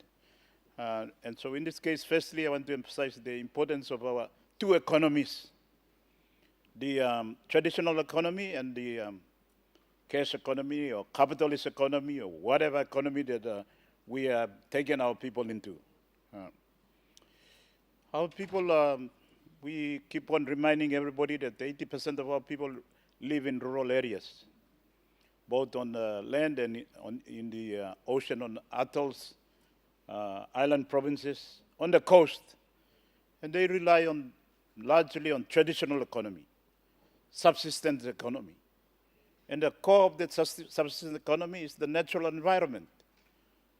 And this is important, in this discussion that we remind ourselves, Assistant Speaker and members of Parliament, honorable leaders of our people. We are taking our people on a journey where we are absolutely sure that, giving up our traditional economy, subsistence way of life, and going into a cash economy, introducing money into the system, will absolutely sustain the life of our people, or will it result in a lot of our people missing out? And that's the question that we must keep on reminding ourselves as we engage in this type of debate, looking at the bigger picture and the journey of our people. I believe everybody will agree that without the traditional economy, we will be really struggling. Here in Parliament, we keep on asking, like, employment. And that issue, Mr. Assistant Speaker, has become a core issue when we start thinking about taking our people into the cash economy, into the capitalist economy. And as we all know, that this capitalist system is based on saving mainly only a few who can get the benefits of enriching themselves or exploitation of our resources, or distributing it and waiting for the system called trickle down. It's not proven itself anywhere in the world. And this is why we need to also balance how we are managing our economy and how we are, distributing wealth and how we are looking after all our people. So this important convention that the Minister is brought to us to ratify in this Parliament, it's very important to remind us of this, equation that we must remember all the time as we continue to integrate our people into the global economy. So that's the, Mr. Speaker, main point I want to emphasize, to adding on to all the very good points that Governor Oro has raised for us.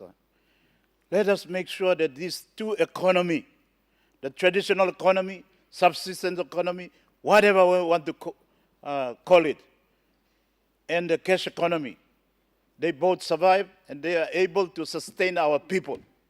But what I want to remind ourselves now is that the traditional economy has proven itself.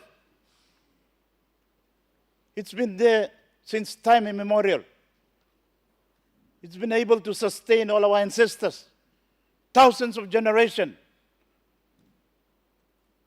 It might not be ideal, but it was able to look after our people. It's a proven system.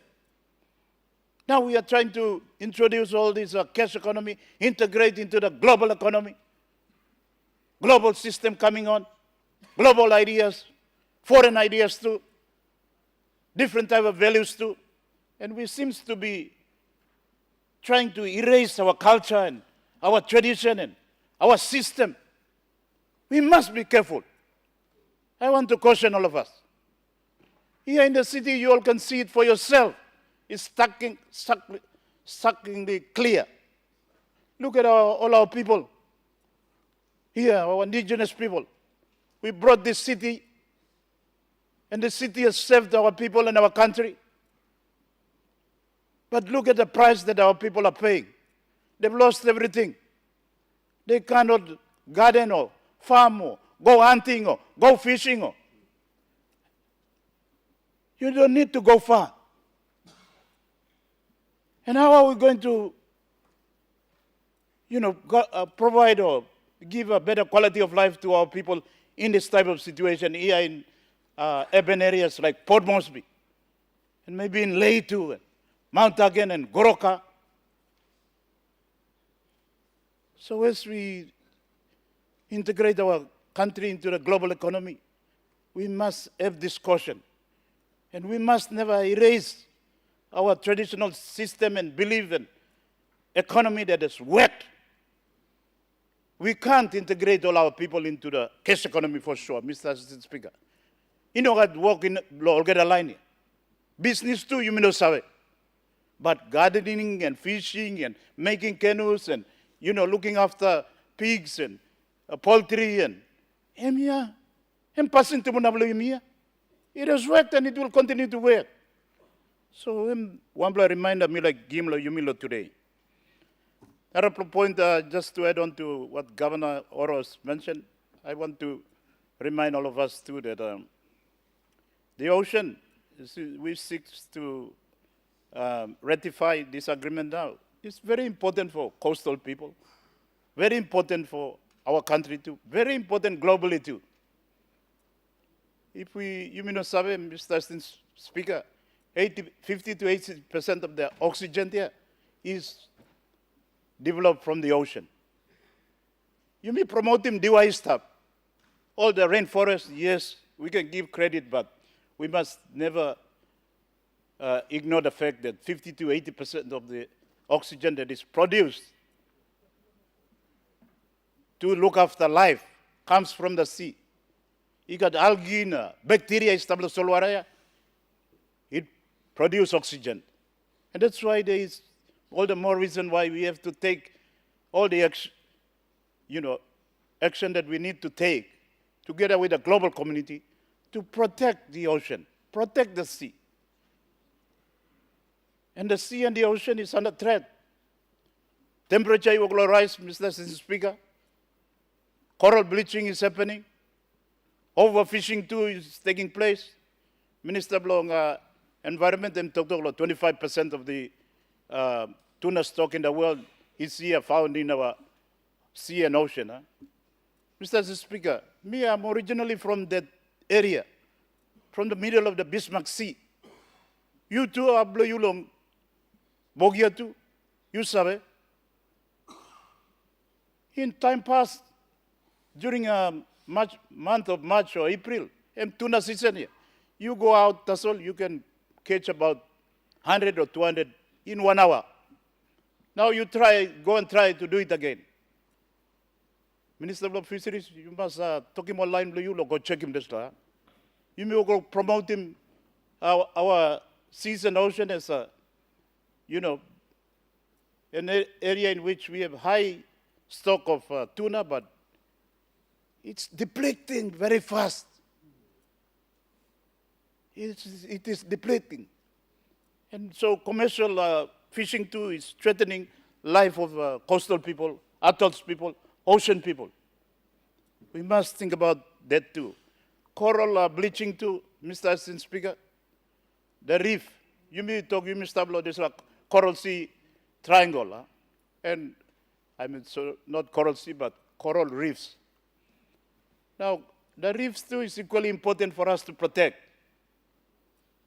Because it's, Mr. Speaker, it's a big carbon sink. You know, the white soil carbon sink. The reef is also a major carbon sink. In fact, it's sink more carbon than the trees. The coral grows on carbon. Without carbon, coral will not grow. And without coral, no got sea and no got marine life. And without all these fish and so on, tuna ya you blood contributing to our economy. And by no got too. And on this point, Mr. Assistant Speaker, me like raise him about, this tuna stock na kind of some too.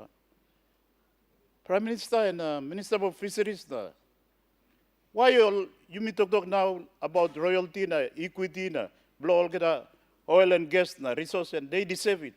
But online lo solwara. This tuna is being harvested in their traditional land or traditional sea or reefs where they go and, sustain themselves like their ancestors. But only Saksim royalty. Can we put this into the equation? So think about the country. This country, one of the fundamentals of this country is equal distribution of wealth. Our founding fathers and leaders, one of the reasons they agreed to come together to create this country called Papua New Guinea is that they agreed that we will look after each other. We'll be there for each other. You gado, you no gado, you bike sim. We must not forget this. Because now you may all think long, or Bougainville or like Lucy Mumia. Maybe we did not cater for everybody or look after everybody or make everybody feel sense of belonging to this union called Papua New Guinea. So me like just emphasizing this point, thinking about seizing this opportunity about this convention to protect the biodiversity of, and conservation of marine biological diversity in areas. So many points we can raise, but what is important, we must take action to, protect the marine biodiversity.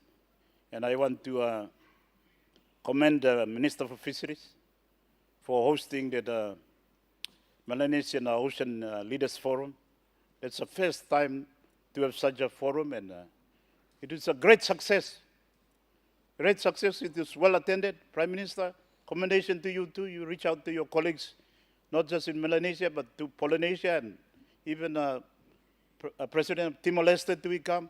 It was a very great event, and highlighted and put on national agenda this particular, need for us to take action to protect our marine life and support the people who rely on the ocean and the sea. I want to commend the Minister too for declaring, this area of Western Manus to be a marine conservation area. I think that's an important step that has been announced, and it needs government support. We need a lot of support to, really make that project becomes real, to protect the marine life so that we can restock. Because all fish, the marine species, they don't stay in one particular area, all the species. Some of them, they migrate, they go come. So when we protect one area, it can go on to support other areas as well. I think Mr. Assistant Speaker, plan to talk, we can talk, but all some members too like talk. So concluding discussion for me, contribution for me today, me like just reminding me about the global situation now. All this agreement you may work to sign here. You may must, Minister, I think we are happy with you. Always maintaining our bilateral and multilateral relationship. Our standing in the United Nations too, but in this global situation now, the big powerful countries, they think they own this world. They think that this world belongs to them only. And whatever they want to get, they will get it without us. Are we part of this world or not? They can just go and declare this place to be, this island to be, belongs to them. Take over this country, or change the government of this country. There's no respect anymore in this global order. How are we part of this humanity? Is the global order equal for everyone or just belong to the powerful? So you may sign him this agreement, we can ratify it, but it might be worthless.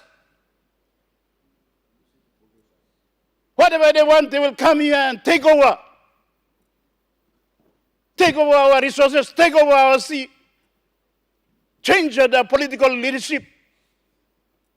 We have to raise this concern.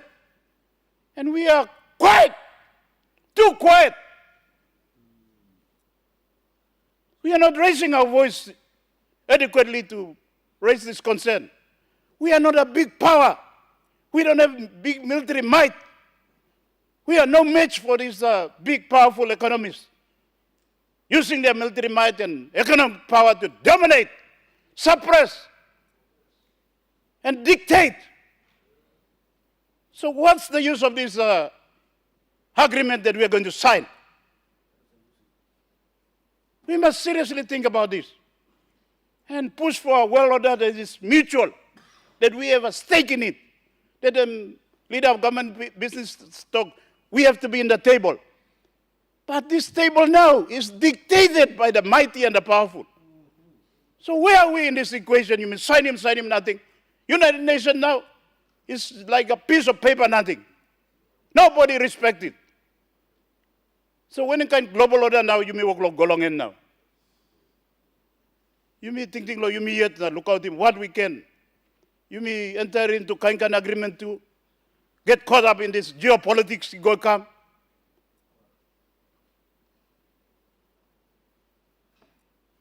This geopolitics, yeah, you thinking, some countries you may associate with them all, yeah. Only got interest long, share one them, you mean, mutually develop our people. They just want to take advantage and oppress us and suppress us and dictate to us. And we have to be cautious about this too. And that's all me like talk to you. Mr. Speaker, me talk to hard league because let's, try to work towards a better world, a mutual world, a world where we all have a stake and we all work together for the benefit of humanity. And that's all. Thank you, Mr. Speaker. Member for Ba. Thank you, Deputy Speaker.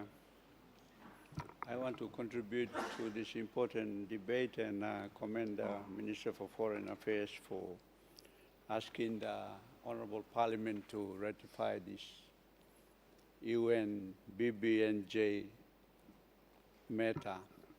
But I want to be the devil's advocate this afternoon, because I think the two honorable governors, Governor for Oro and Governor for NCD, have argued right, but they've disoriented a little bit. And I want to make this point, the way I'm reading this pact, BBNJ context. I think it's asking for marine protected areas, conservation to protect the ocean, MPAs they call them. However, if you look at the MPAs under the context of this paper that the Foreign Minister has presented and our tuna issue, which the Governor for NCD has just set down, my understanding is, and our risk as a country with regards to us ratifying this one is 4 out of 5 tuna stock swim through these high seas beyond our jurisdiction. And this BBNJ, in its effort to declare marine protected areas, it's like creating a park where you no can cut him DY. You no can go walk. Like the Governor for Oro, you no can go deep sea mining. But the studies on deep sea mining, the genealogy, the scientific knowledge, those studies done cannot benefit us because MBI come underneath law, display legislation law, UN. And so while we are fighting for conservation, I think we are also going to deny ourselves if we don't have a say in this area at the big tables that big countries in the UN sit down. That's my strong argument, Mr. Deputy Speaker. Because they will declare these marine protected areas, and according to the information that we know, if the UN finally makes the high seas an area of a marine protected area, which will be no fishing zone, then our boats and foreign boats paying PNG excess, we earn about 600 million a year. I think we're going to lose that under this legislation. So, Minister for Fisheries, Minister for Environmental Conservation, Climate Change, Foreign Minister, have you looked at these details? I'm raising the issue because these are part of this marine protected area that UN want to take charge of. We know that big countries contribute to the UN and they have a bigger say. But you know, this one I don't think is going to protect us. We've been looking after the oceans for thousands of years, and we've also been benefiting from this. 4 out of 5 tuna stocks coming from these high seas, and then when they block it as a marine protected area, we're going to lose access. Isn't this the argument that is valid?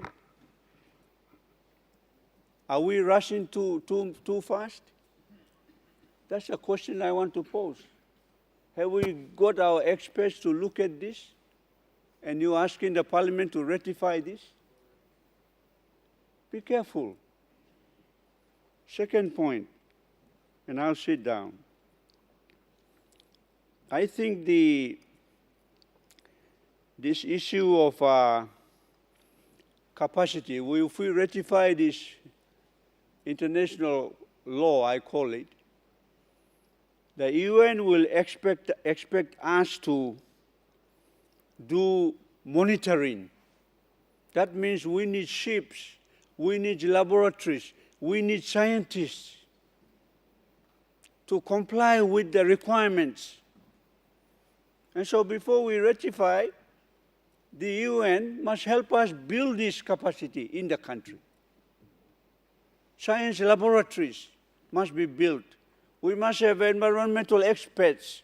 We must have the infrastructure to participate in monitoring this BBNJ concept, legislation. Mr. Assistant Speaker, those are the two areas that I thought I'd highlight, because I think there is more than just being a member of the UN and trying to ratify this thing on the floor of Parliament, but the implications to me worry the implications here. Has somebody looked at it? And I want to hear one of you ministers talk about this, rather than ask the Parliament to come and ratify it. You need 60 members of Parliament to ratify it. But before we do, can you address the questions that I have asked? Thank you, Deputy Assistant Speaker. Member for Kundiawa Gembog. Thank you. Thank you, Mr. Speaker. Long giving me opportunity to debate. This is a very important ratification. This paper when Minister of Foreign Affairs Karam commented. But before I do, thank you, Foreign Affairs Minister, to bring this very important paper to Parliament for us to ratify. I would also like to thank our Honorable Prime Minister, who's been the only Prime Minister that I've seen, who's been advocating for conservation and protection of our terrestrial and marine environment, both domestically and regionally, and he has represented us well in global forums, advocating for the resource that we have in this country. Thank you, Prime Minister. I would also, before I proceed, I'd also like to clarify on the paper here, which Sepuka raised issue on. The ratification of the BBNJ that we're trying to pass, ratify in Parliament, it's beyond our exclusive economic zone. And the fishing access to tuna stock that he's referring to is regulated by the National Fisheries Authority, which Papua New Guinea is a signatory to the Nauru parties to the agreement, and it has its own regime that NFA administers. And to do with fishing, it has nothing to do with marine conservation. Marine fishing under our regime, it has to, we practice sustainable fishing, and it is regulated by, it's a regional resource that's regulated regionally and administered domestically by National Fisheries Authority. I have one important point to discuss, especially when we talk about the conservation of biodiversity in this country. Under the Conservation Biodiversity Convention that Papua New Guinea signed up in 1992, we are obligated to protect and conserve our terrestrial landmass as well as our marine environment and biodiversity. And then we also have regional targets. And one of the key critical convention, regional convention that the region signed up to is called the Achai targets. And by 2030, under this target, by 2030, we're supposed to conserve 30% of our marine environment and then 30% of our terrestrial environment by 2030. But our performance so far Since the child target was signed up by us, our performance has been very dismal. Terrestrially, so far, we have conserved less than 3%. From all our national protected areas that we have in this country, only 3%. And we have yet to go. And 2030 is about 4 years away. Marine conservation, we've only conserved less than 1%. 1%, less than 1%. The fundamental reason being that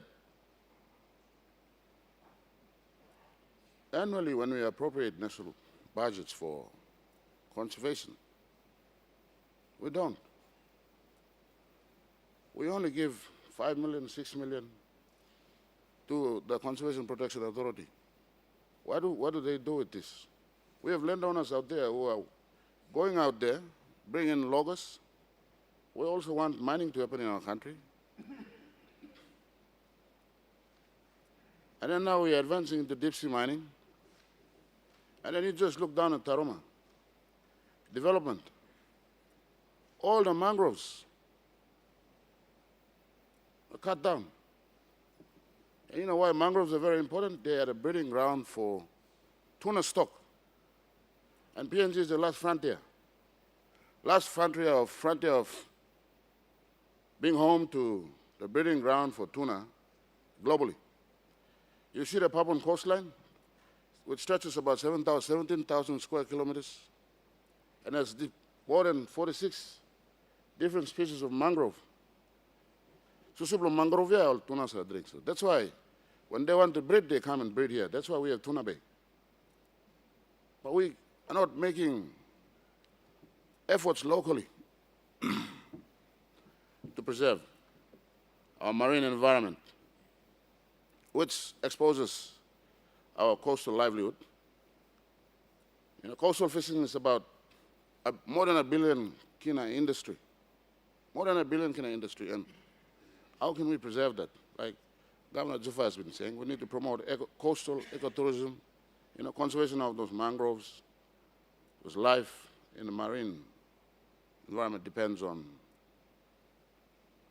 marine conservation. So, one, I want to get to the point, stress the point. I've seen recently that the central bank is talking about green finance bank, or green financing. And I don't know the details, but the objective is to establish a green finance fund. So they can finance conservation efforts or other green investments in the country. And I'm sure that conservation should be one of those very important investment endeavor that should be captured in the trust fund. We have all those funding out there from Green Growth Global Fund and UN and the EU. They want to put in money. Every time we go out there and we ask them for money. But you look at Fiji. Fiji has done much, much better. They're already having access to international finance. Maybe we need to learn from them. And I think the case for our country is probably different. Different in the sense that those international financiers, they don't probably trust our setup in terms of accountability, projected standards and transparency, how we expend those funds. I think it's primarily to do with our public service machinery. They don't want to give money to our public servants so they can manage the funds. But I think government needs to work very closely with what the central bank is doing. So we advocate for international financing to come through the central bank and to be managed by an independent trust fund manager, so we can be able to finance our marine conservation project, especially the archipelagic waters within our country and our terrestrial conservation. We have national parks and we have community conservation areas. These are a network of conservation groups that we have. And we can, for as long as we can secure those finance and manage through a credible fund manager, and we have that the money flows through those people, genuine people and landowners who are participating, who are taking part in conservation. I think we should be able to access those international finance. But otherwise, we will be keeping going around in circles. And other countries in the Pacific, you know, you go to Cook Islands, you only count only a few coconuts there. They don't have the biodiversity that we have. But we're not making effort. So we need to seriously look at establishing the trust fund and give some credibility to it. So we give opportunity to our landowners to participate in conservation, which is a $1 trillion industry. You know, we are custodians of a global commodity, which surpasses the value of gold and oil and all the resources that we talk about, every time we talk about in this floor.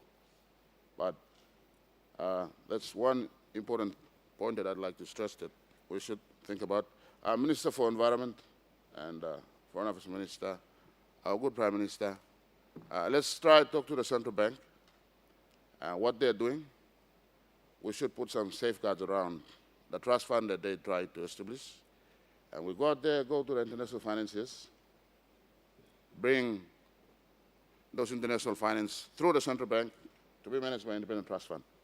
Because we have, you know, those multinational companies here, forestry, the government cannot afford to compete, put our finance to match what the industry and the others are competing interest putting in. And also, we must also recognize the fact that our population is growing, so it puts so much pressure on the extraction and use of our resources.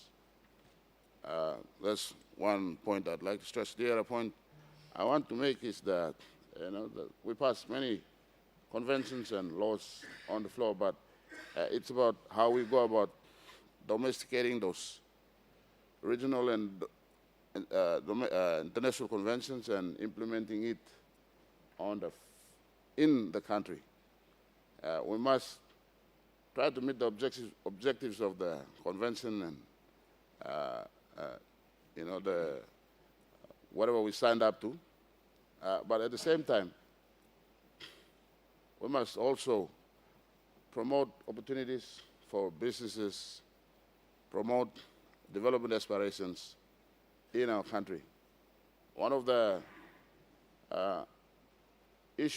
one of the things that I witnessed is the Papua New Guinea is a signatory to the Basel Convention, which administers the movement of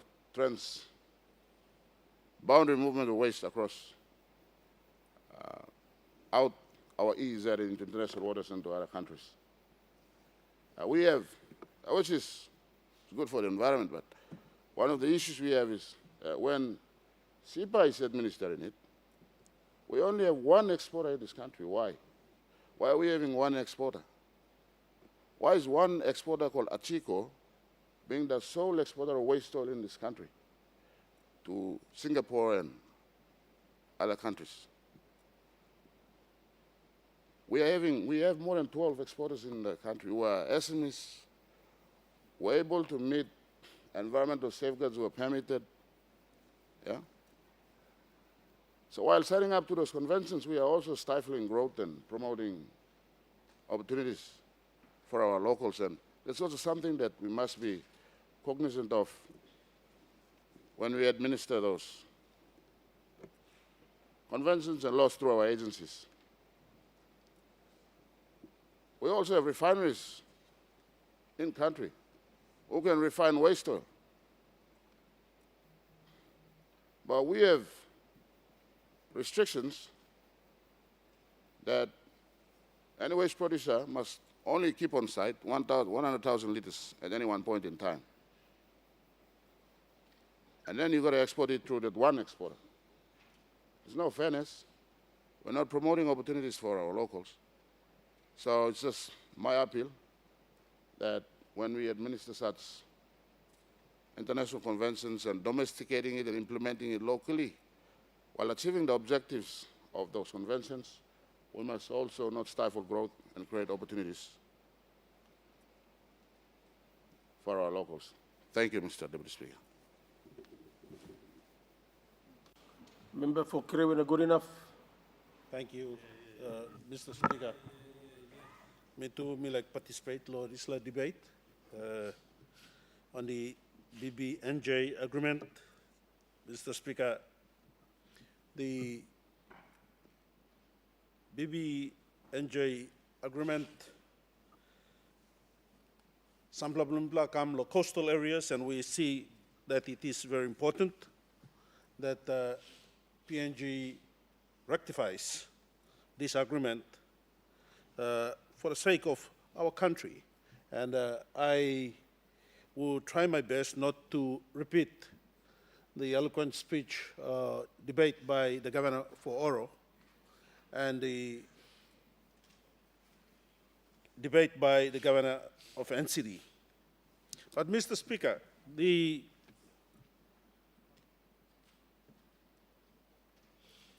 BBNJ agreement that we are debating on today is not a new agreement, Mr. Speaker. It was adopted in 1982 in Motango, Jamaica, and came into force in 1994. PNG signed on the 10th of December 1982 and rectified it on the 14th January 1997. So it's legally binding for PNG. Here we are, Mr. Speaker, discussing and participating in this debate today. The UN clause, United Nations Convention on the Law of the Seas, also called the Constitution for the Oceans, Mr. Speaker, is the main international treaty that sets the rules for everything in the ocean. Mr. Speaker, fisheries, 90% of the tuna as we had is caught in our EEZ. And the UN clause also let us license foreign vessels or boats and we collect revenues from. And so, Mr. Speaker, today as I stand to participate in this debate, it brings me to the sense that you play sampla stop on Taplo Mountain, you play understanding the importance of Sowara, its importance in human development or human goodness, low coastal areas. There's about more than 5,000 kilometers of coastal line in our country. And for us to stand here and talk about the importance of protection of our sovereign nation, there are two things that come into mind, Mr. Speaker. All foreigners, like invading country, blame me. They come through the air. And we must have tougher laws to protect that, our boundaries and our borders. And the other way, law come inside the country, blame me, and law Sowara blame me. Now, the high seas law that is set before us today, let's simply put it and think of it this way. If the land laws are a constitution, UN clause is the constitution for the ocean. It tells PNG what part of the sea we own and what we can do and what foreigners can do. With the current laws you got, you don't have to go far to see the vessels anchored in Milimbe waters. When you travel, and I thank the Prime Minister when he went down there during the disaster, when you travel from the waters of Missima all the way down to Rossall and Sudest, you see a lot of vessels parked out there on these islands. And what are they doing there? Yachts in their hundreds come in and go out each day. You get down to the islands of Kitawa, Gawa, in the Milimbe province, Simsimla. You find a lot of vessels just coming and going out at will. And we have no monitoring measures in place to get out there and police the waters that we have. And they come in. Why do they come in? In recent findings, out at Buriburi Island, someone went out there and saw a stream, tide. He tried to follow that stream and pull ashore. When he got out there, dug the soil, it was filled with drugs. It was filled with drugs. And the people on the island decided to pick up all that stuff and relocate them somewhere else before a ship came in looking for the very product that they were there for. And so we've been used by drug cartels. We've been used by international criminals to come and do whatever they want to do on our land. Also, let me talk. Suppose you may protect him air me. If we protect the borders out there, what about protecting the seas? We have neglected that for too long, Mr. Speaker. We have neglected our seas for too long. We have allowed our seas to be exploited by hungry foreigners and cartels out there.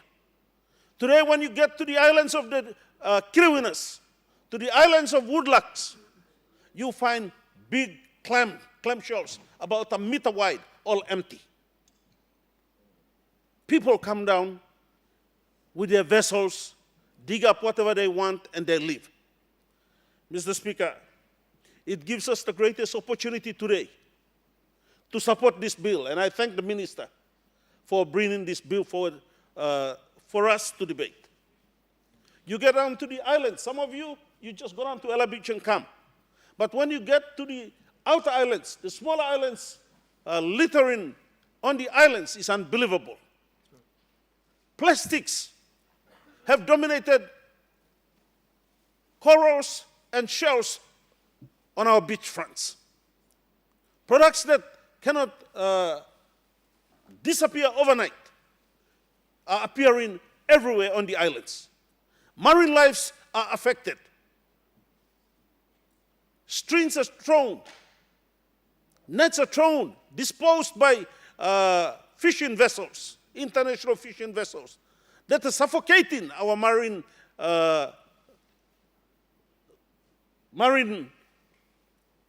birds and animals out there.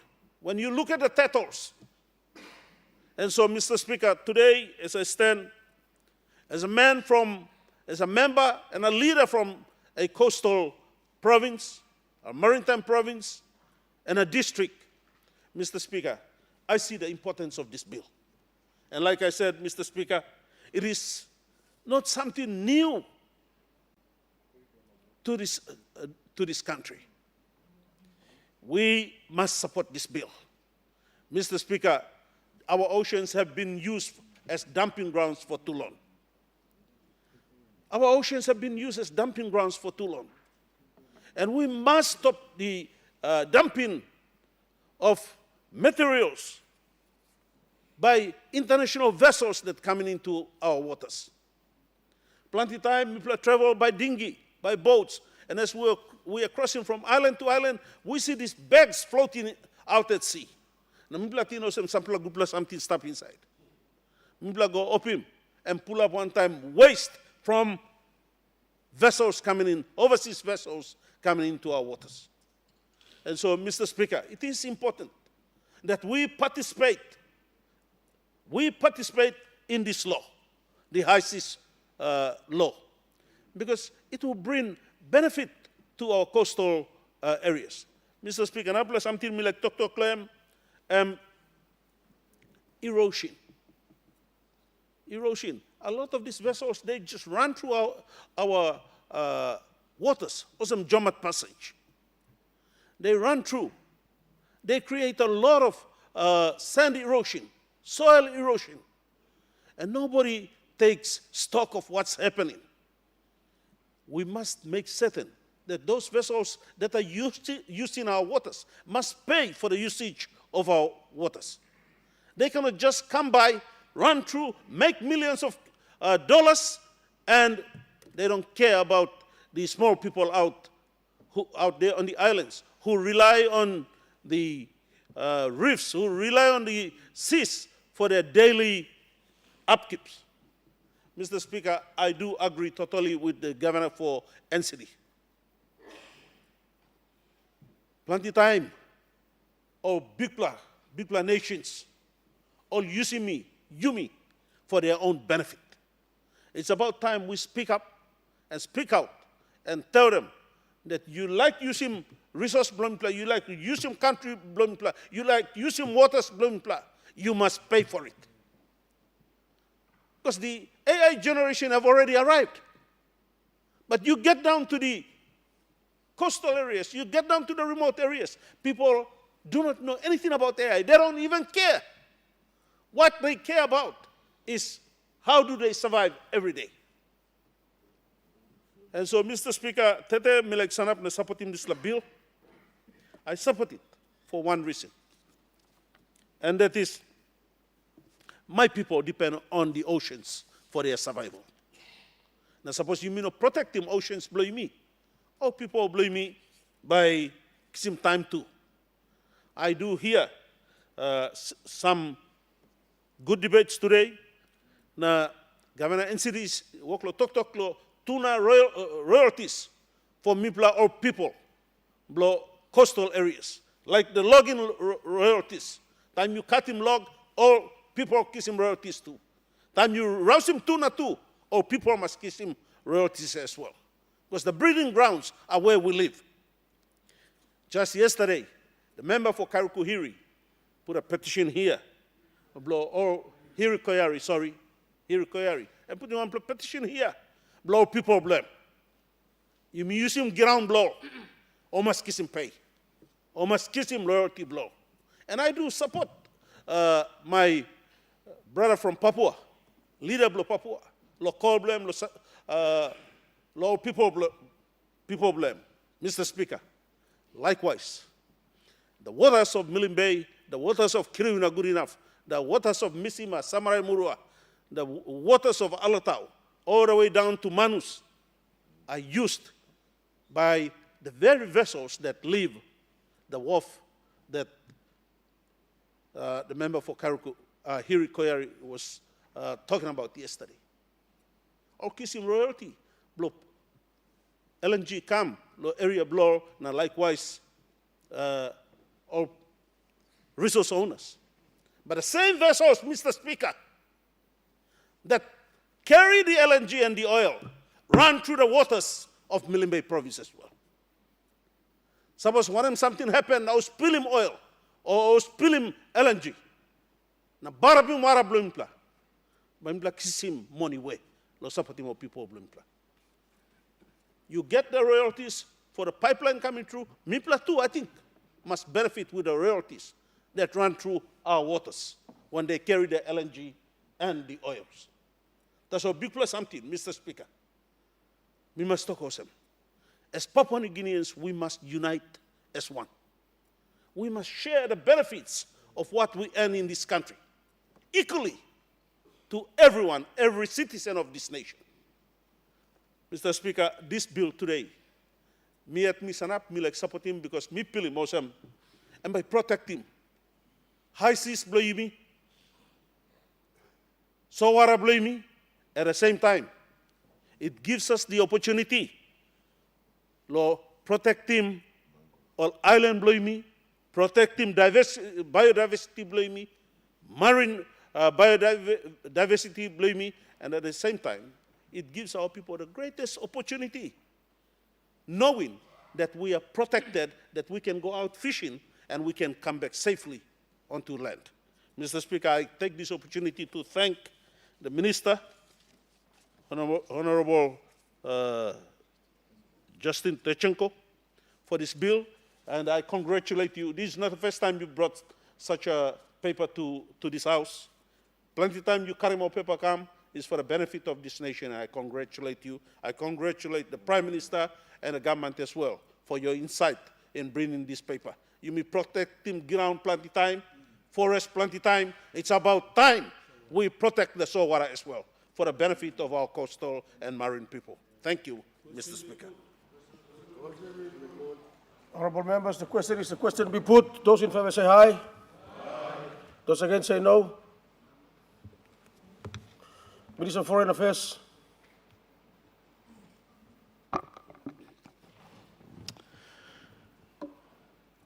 Mr. Speaker, I ask leave of Parliament to move a motion without notice. Is leave granted? Minister of Foreign Affairs. Mr. Speaker, I move that, in accordance with Section 1175A of the Constitution, this Parliament waivers Section 1173 of the Constitution, which requires a treaty document to be presented to Parliament for at least 10 sitting days before Papua New Guinea came bound as a party, insofar as the provision applies to the ratification of an agreement under the United Nations Convention on the Law of the Sea, on the conservation and sustainable use of marine biological diversity in areas beyond national jurisdiction, BBNJ. The question is that the motion be agreed to. The motion must be supported by an absolute majority of 60 members. Would those in favor of the motion please stand?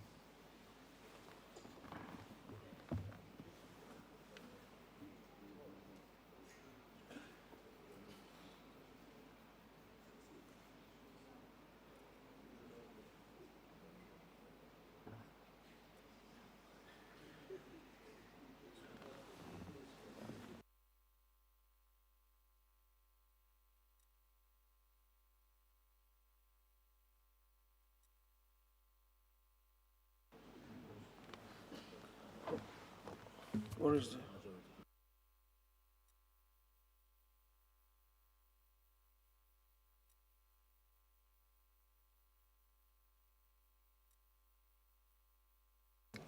Honorable members, resume your seat.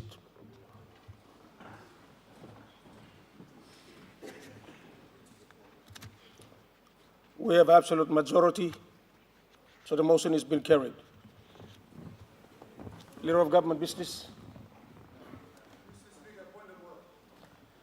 What's your point of order? Such that proceedings be recorded. Which member of Parliament voted for this, which is not voted? And you cannot count on by just picking up and we don't know who voted.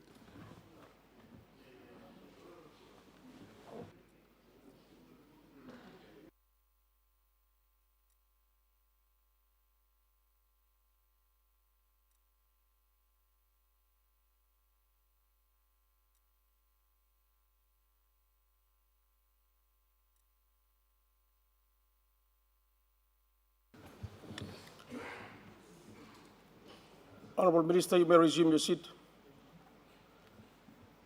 Your point of order is out of order, and as it is not a constitutional requirement. The motion just requires absolute majority, more than 60 members, and we have reached that. So the motion is carried through. Leader of Government Business.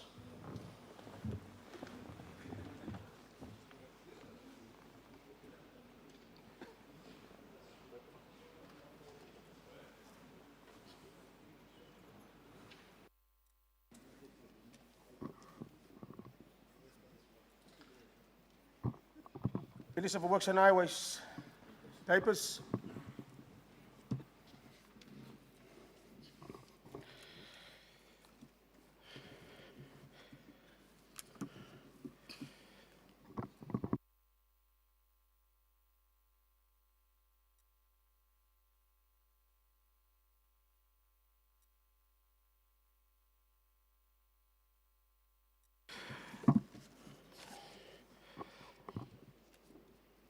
Mr. Speaker, pursuant to the statutes, I present the 2025 Annual Performance Report of the Department of Works and Highways in accordance with the requirements of the Connect PNG Implementation and Funding Arrangements Act on the implementation of Connect PNG program and the performance of the national road sector.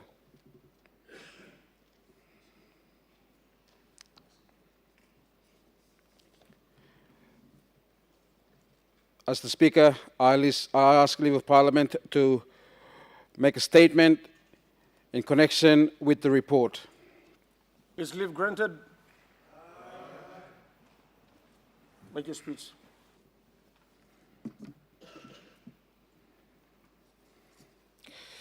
As the Speaker, I rise today to present in this Honourable House the 2025 Annual Performance Report of the Department of Works and Highways. This report provides a comprehensive account of the Department's operational financial program performance during 2025 financial year. It covers a full scope of the Department's mandate, including the implementation of the government's premier infrastructure development priority, namely the Connect PNG program, as well as national road network activities, bridge development, sub-national road support, building industry reforms, and institutional strengthening initiatives.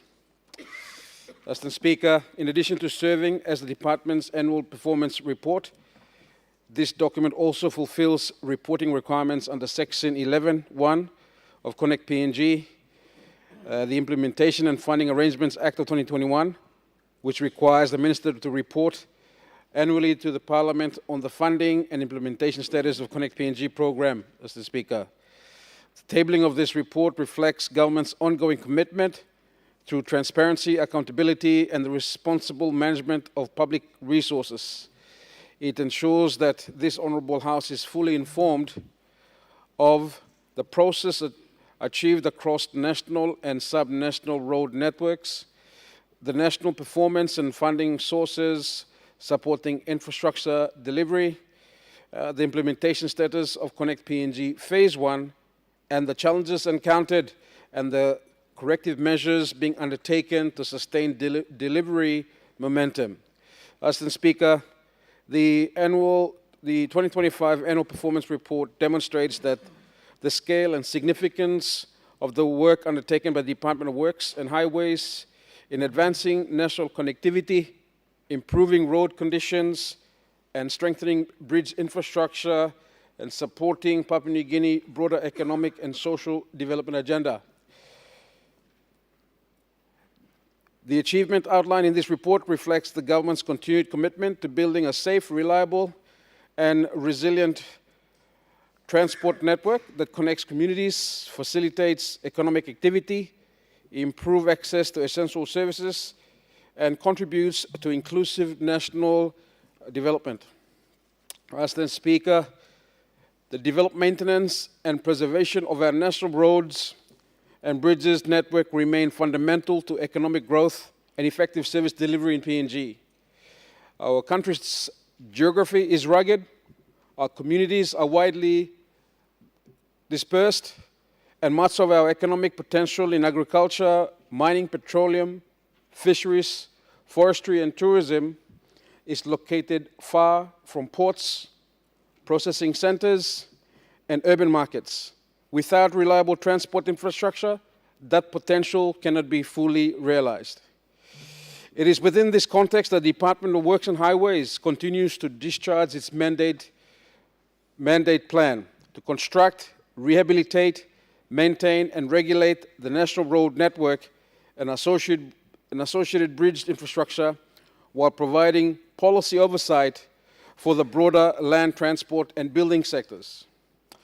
Mr. Speaker, the Connect PNG program remains government's premier infrastructure development initiative. It represents the most ambitious road sector reform and expansion program in our nation's history. Through its phased implementation, the program seeks to connect isolated regions, establish new economic corridors, complete critical missing links, and strengthen strategic highways across our country. As the program continues to mature, it has become increasingly evident that infrastructure expansion must be balanced with sustainability and the protection of assets already delivered. Over the recent years, significant sectors of the National Priority Economic Highway Network have been restored to good conditions. Bridges have been replaced, missing links have been opened, travel times have been reduced, and economic activity along transport corridors have increased. However, Mr. Speaker, infrastructure investment does not end with construction. The long-term value of these investments depend on effective maintenance and asset management. Without sustained maintenance, the gains achieved under Connect PNG may be undermined by climate-related impacts, heavy freight usage, and natural deterioration. Deferred maintenance inevitably results in higher life cycle costs, increased rehabilitation requirements, and greater fiscal pressures in the future.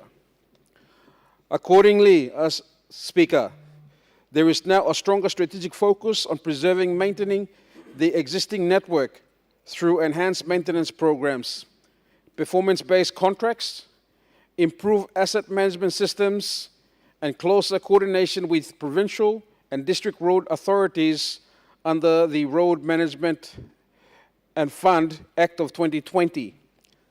This does not represent a shift away from development, rather it reflects the natural progression of maturing infrastructure program moving from rapid rehabilitation and expansion towards disciplined asset preservation, life cycle management, and long-term sustainability.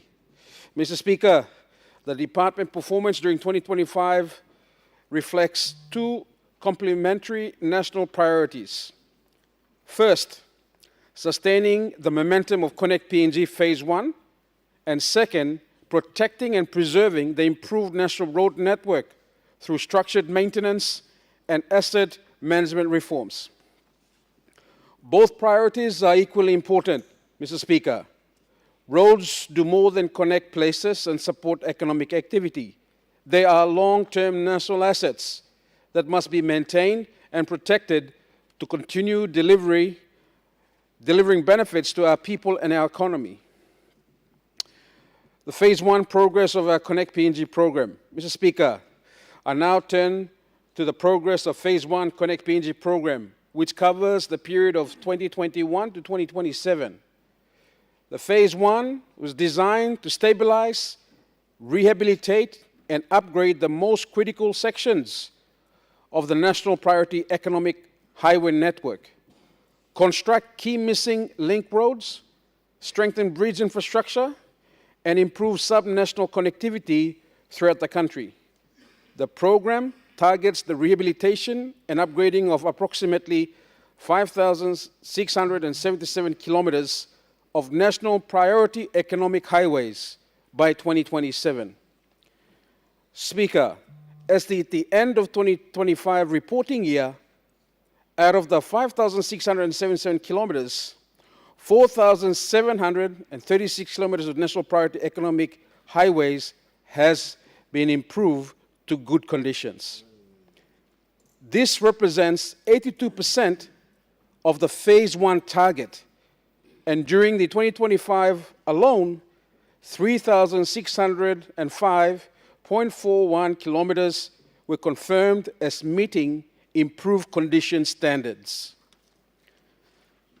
Mr. Speaker, these improvements have been achieved across key strategic corridors, including the Highlands Highway, the Momase Corridor, the Southern Region Highways, the New Britain Highway, and the Buluminski Highway. Mr. Speaker, these results represent a significant transformation of the national road network. Only a few years ago, less than 20% of the network was assessed to be in good condition. Today, major sections of our strategic highways are operating at improved service levels, facilitating freight movement, reducing travel times, and lowering vehicle operating costs. The construction of missing links remains a key component of Phase 1. The program targets the development of 633 kilometers of new roads to connect previously isolated regions and open up new economic corridors. Mr. Speaker, as at the end of 2025, from the 633 kilometers of new roads, 297.6 kilometers of missing link roads had been completed and were now in operation. This includes sections of the Transnational Highway, the Magi Highway, the Waugarina Road, and other strategic corridor linkages designed to strengthen regional integration and support economic development. Mr. Speaker, notably, the progress has also been achieved in Muruguina, Gadaisu section of the Magi Highway, where major construction works are underway, including the development of permanent bridge infrastructure and an upgrading corridor to national highway standards. These investments will significantly improve accessibility, strengthen connectivity, and support growth across our southern region. Mr. Speaker, bridge infrastructure has also been a major focus on Phase 1 implementation. To date, 105 national bridges representing more than 5,000 meters of bridge infrastructure along key corridors including Highlands Highway, Momase Corridor, and the New Britain Corridor have been replaced or upgraded to modern climate resilience standards. And 65 subnational bridges have been constructed or rehabilitated, covering more than 2,600 meters of bridge infrastructures across provincial and district road networks. The government continues to invest in bridge infrastructure because it is essential to economic growth, service delivery, and national connectivity. Among the notable projects currently underway are the Hawaiian River Steel Arch Bridge in East Sepik Province and the Woggle Bridge crossing near Divine Word University in Madang. These projects represent significant engineering achievement and demonstrate the government's commitment to modern, resilient infrastructure. Mr. Speaker, bridge improvements are particularly important because bridges are often the most vulnerable components of transport corridors.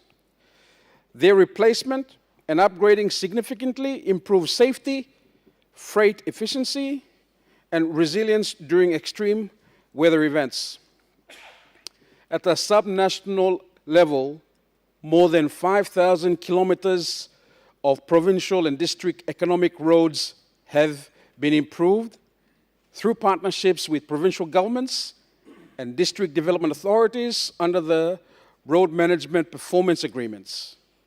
While these achievements are substantial, Phase 1 is not yet complete. The period from 2026 to 2027 will be critical for consolidating progress, accelerating outstanding works, and protecting investments already made. The objective is not only to achieve the remaining Phase 1 targets, but also to ensure that completed infrastructure remains serviceable through effective asset management, structured maintenance programs, and sustained funding support. By balancing continued development with responsible asset preservation, the government aims to maximize the long-term economic and social benefits of Connect PNG program for all Papua New Guineans. Mr. Speaker, I now turn to the financial performance of the Department of Works and highways for the year 2025 financial year, including the funding arrangements that support both the Connect PNG program and the department's broader network management responsibilities.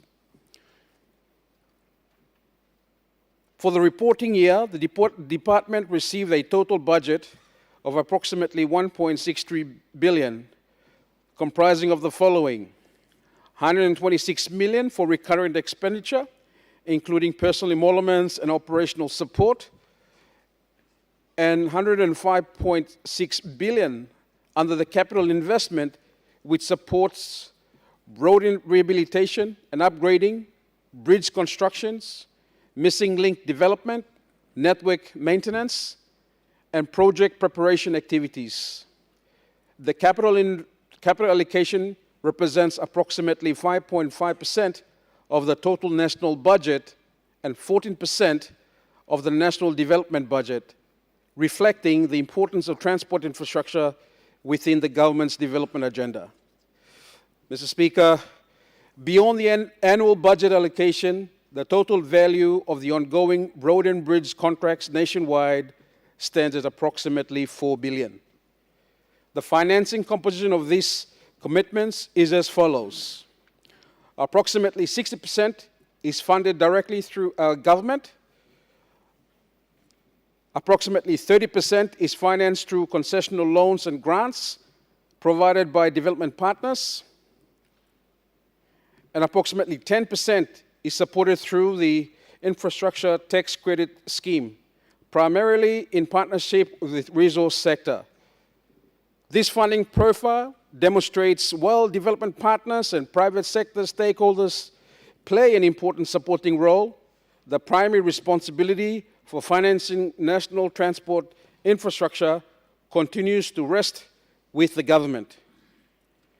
During the reporting year, particularly emphasis was placed on strengthening financial discipline, improving cash flow management, and restoring contractor confidence.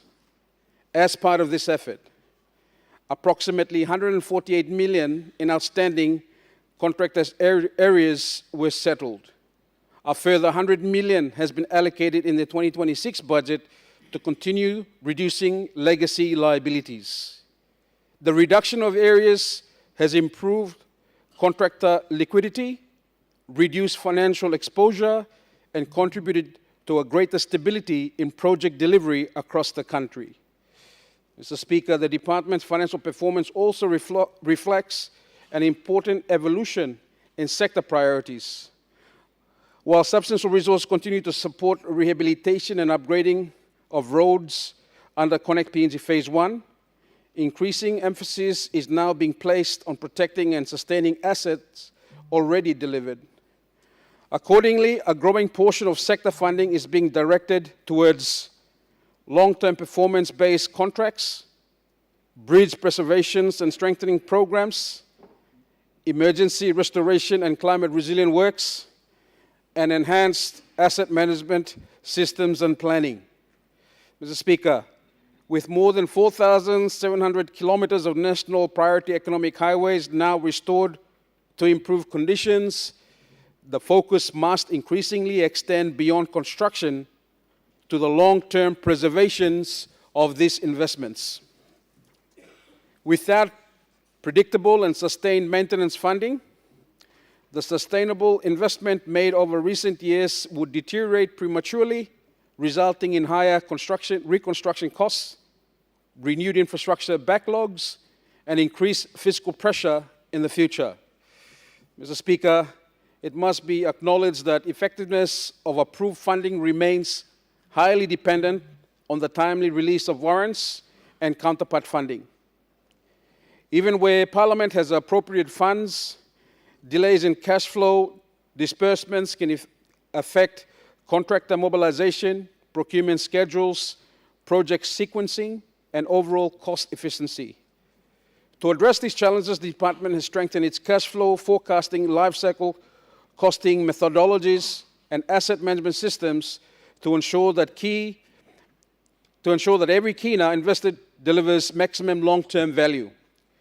In summary, the department's financial performance in 2025 demonstrates sustained investment in national connectivity and infrastructure development, continued commitment by government as the principal funding source for the sector, active management of areas and financial liabilities, and a strategic shift towards balancing infrastructure in expansion with long-term asset preservation. This balanced approach is essential to ensuring the successful completion of Connect PNG Phase 1 while safeguarding the substantial investment already made in the national road network. Mr. Speaker, given the scale of public investment in the road sector, governance, compliance, and accountability remain fundamental to the operations of the Department of Works and Highways. The department operates within a robust and legal regulatory framework, including the Public Finance Management Act, the National Procurement Act of 2018, amended, the Connect PNG Implementation and Funding Arrangement Act of 2021, the Road Management and Fund Act of 2020, and all applicable financial instructions and Treasury regulations. All capital works procurement is undertaken in accordance with the National Procurement Act of 2018 and the procedures established by the National Procurement Commission. Mr. Speaker, the procurement process is rigorous and subject to multiple levels of scrutiny major contracts undergo. They go through technical evaluation, financial evaluation, due diligence assessment, review of the National Procurement Commission, and approved by NPC Board, and where required, endorsed by the National Executive Council. These processes are designed to ensure transparency, fairness, competition, and value for money in the expenditure of public funds. Financial accountability is equally rigorous. Every contractor payment claim is subject to a comprehensive verification process, including site verification and certification by supervising engineers, assessment of quantities and quality against contract specifications, internal financial compliance checks, certification by authorized departmental heads, verification by Department of Finance, and final process through the Bank of Papua New Guinea prior to payment. This multi-layered framework ensures that payments are made only for works that have been properly completed and certified in accordance with contractual requirements. Mr. Speaker, the department has been audited by the Office of the Auditor General up to 2021 financial year. Audits for subsequent years are pending commencement, and the department continues to cooperate fully with all audit requirements. The department has also responded comprehensively to inquiries from the Ombudsman Commission relating to procurement, expenditure, and reporting practices. Detailed submissions have been provided to ensure that the oversight agencies are fully informed of the department's compliance, procedures, and internal control mechanisms. In addition, the department has strengthened its internal governance systems through enhanced fraud and corruption prevention measures, stronger financial management controls, updated procurement compliance frameworks, improved environmental and social safeguard monitoring, and enhanced documentation, record management, and reporting systems. Mr. Speaker, good governance is not merely an administrative requirement. It is essential to protecting public resource, maintaining public confidence, and ensuring that infrastructure investments deliver their intended outcomes. As the Connect PNG program continues to drive significant infrastructure development across the country, the department remains committed to the highest standard of transparency, accountability, and legal compliance. Compliance is not viewed as a constraint, rather it is a safeguard that protects the integrity of public investment and strengthens public trust in government institutions. The department will continue to uphold these principles in the execution of its mandate. Mr. Speaker, while significant progress has been achieved under the Connect PNG program and the department's broader infrastructure mandate implementation has not been without challenges. Delivering large-scale infrastructure projects in Papua New Guinea requires operating within a complex environment characterized by geographical constraints, fiscal pressures, administrative requirements, and climate-related risks. I will now outline the key challenges encountered during the reporting period, together with measures being taken to address these challenges. Firstly, although Parliament appropriates funding annually, the timing of warrant releases can affect cash flow, project mobilization, and implementation schedules. Delays in disbursement impact procurement activities, material supply, and overall project delivery.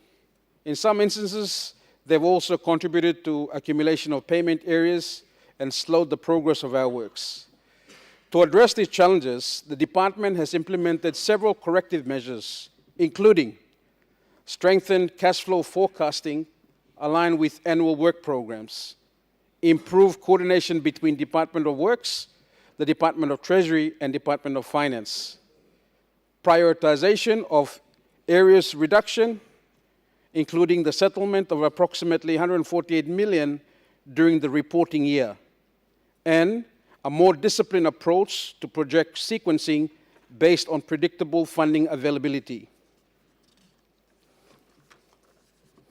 Mr. Speaker, the National Procurement Framework is designed to ensure transparency, accountability, and value for money.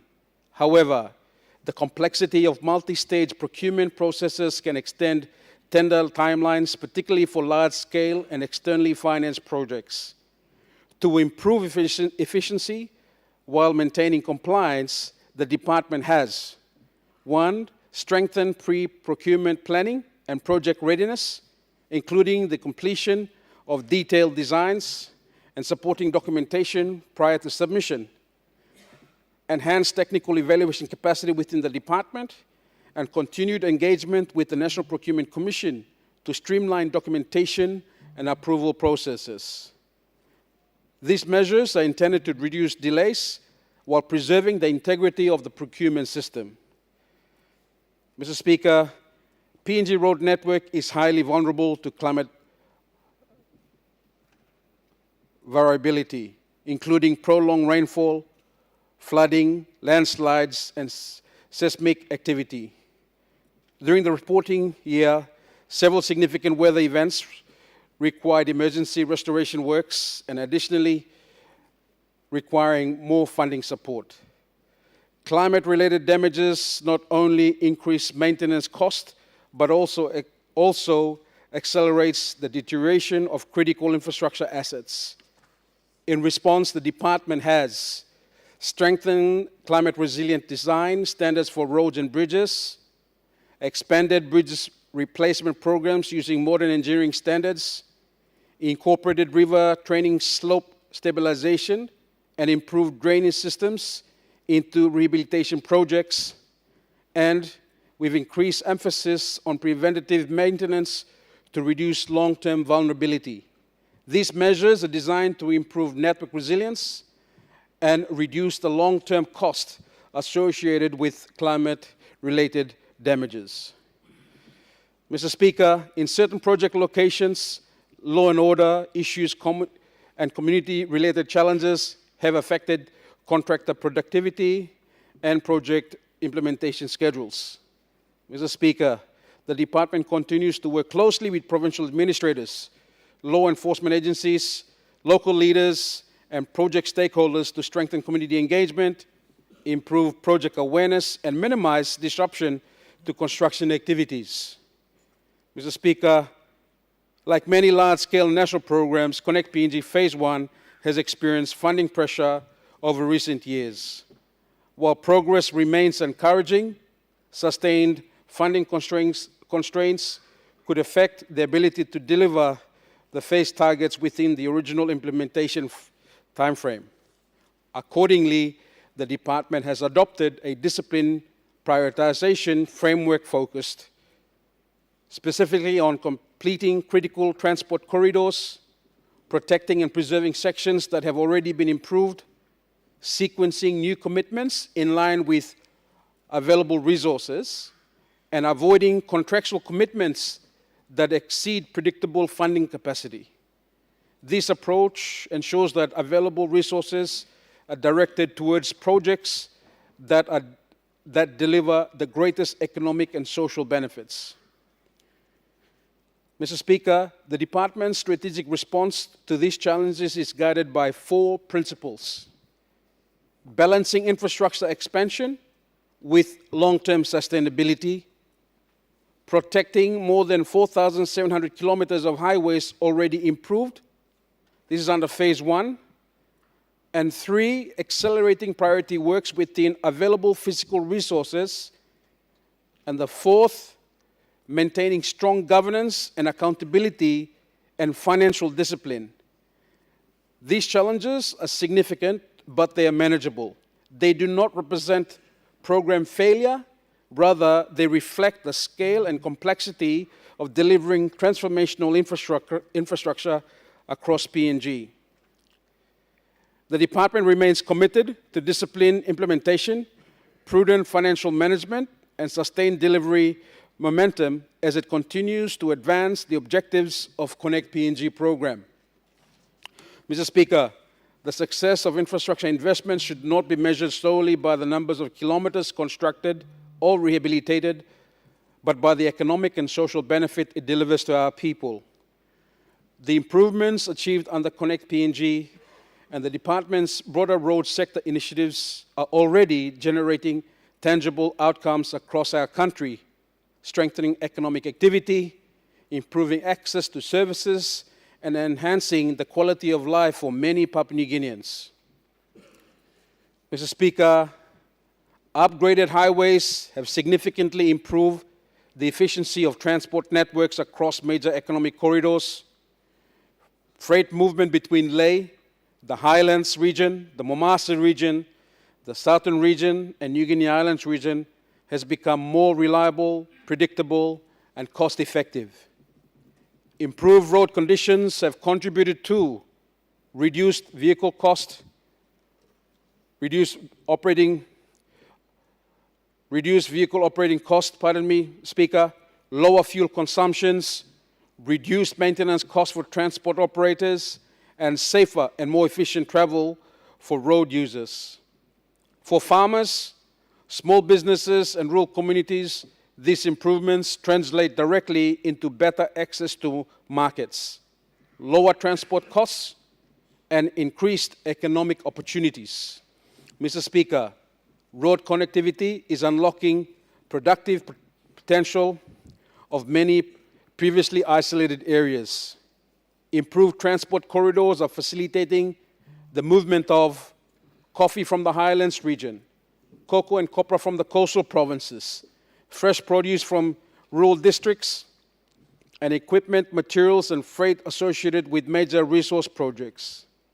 The development of Missing Link is connecting communities that were once isolated from key economic centers. Roads that previously terminated in inaccessible terrain are now linking districts to ports, airport services, and markets. This improved connectivity supports food security, Mr. Speaker, stimulates local enterprise, and encourages private sector investment and strengthens regional trade.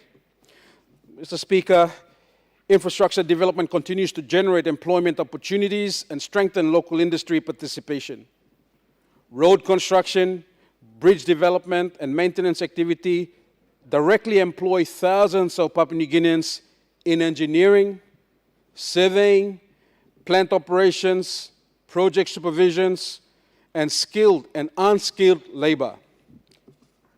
In addition, local contractors are increasingly participating in both minor and major contract infrastructures.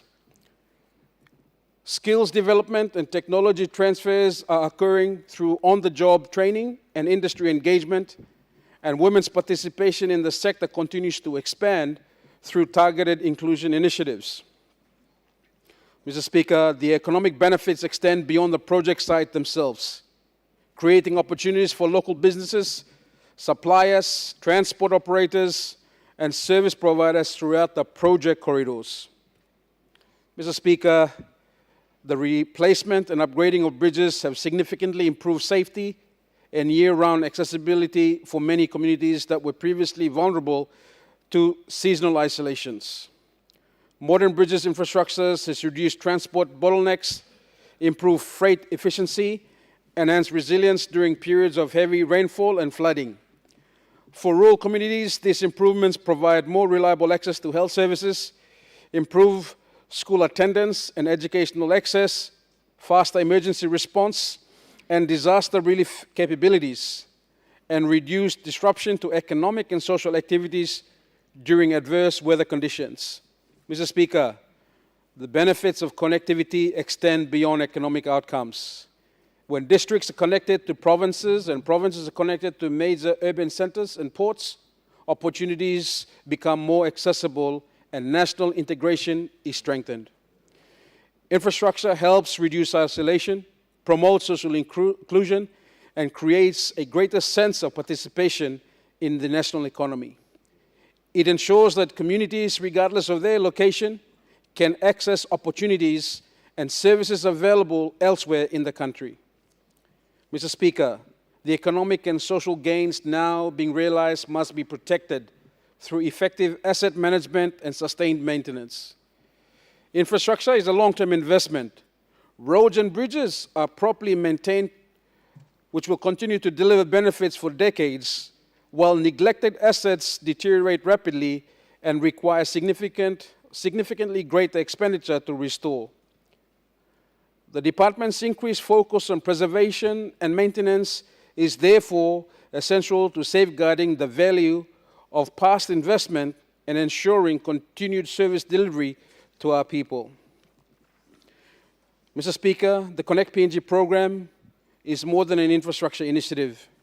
It is a program that improves productivity, expands access to opportunities, supports rural development, strengthens national integration, and promotes inclusive economic growth. Its impacts extends far beyond the transport sector and will continue to contribute to Papua New Guinea's development for long-term or long after the completion of Phase 1. As we look forward, Mr. Speaker, Phase 1 of Connect PNG program is scheduled to conclude in 2027. The period from 2026 to 2027 therefore represents a critical phase of implementation, focused not only on completing outstanding targets, but also on consolidating the sustainable gains already achieved. As at the end of 2025 reporting year, approximately 82% of the National Priority Economic Highway rehabilitation target has been achieved. The remaining works must now be delivered through a disciplined, strategic, results-driven approach. To guide the implementation over the next 2 years, the department has identified 5 key priorities.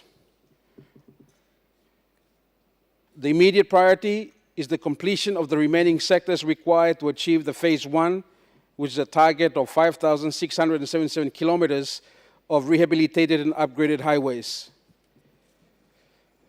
Priority attention will be given to strategic economic corridors, high-volume freight routes, and road sections where rehabilitation works are already underway. The objective is to ensure that corridor continuity, maximize economic returns, and avoid fragmented infrastructure investments. Bridge infrastructure remains one of the most critical and vulnerable components of the transport network. The department will continue to accelerate bridge replacement and upgrading programs, particularly along corridors with high freight volumes and significant exposure to climate-related risks.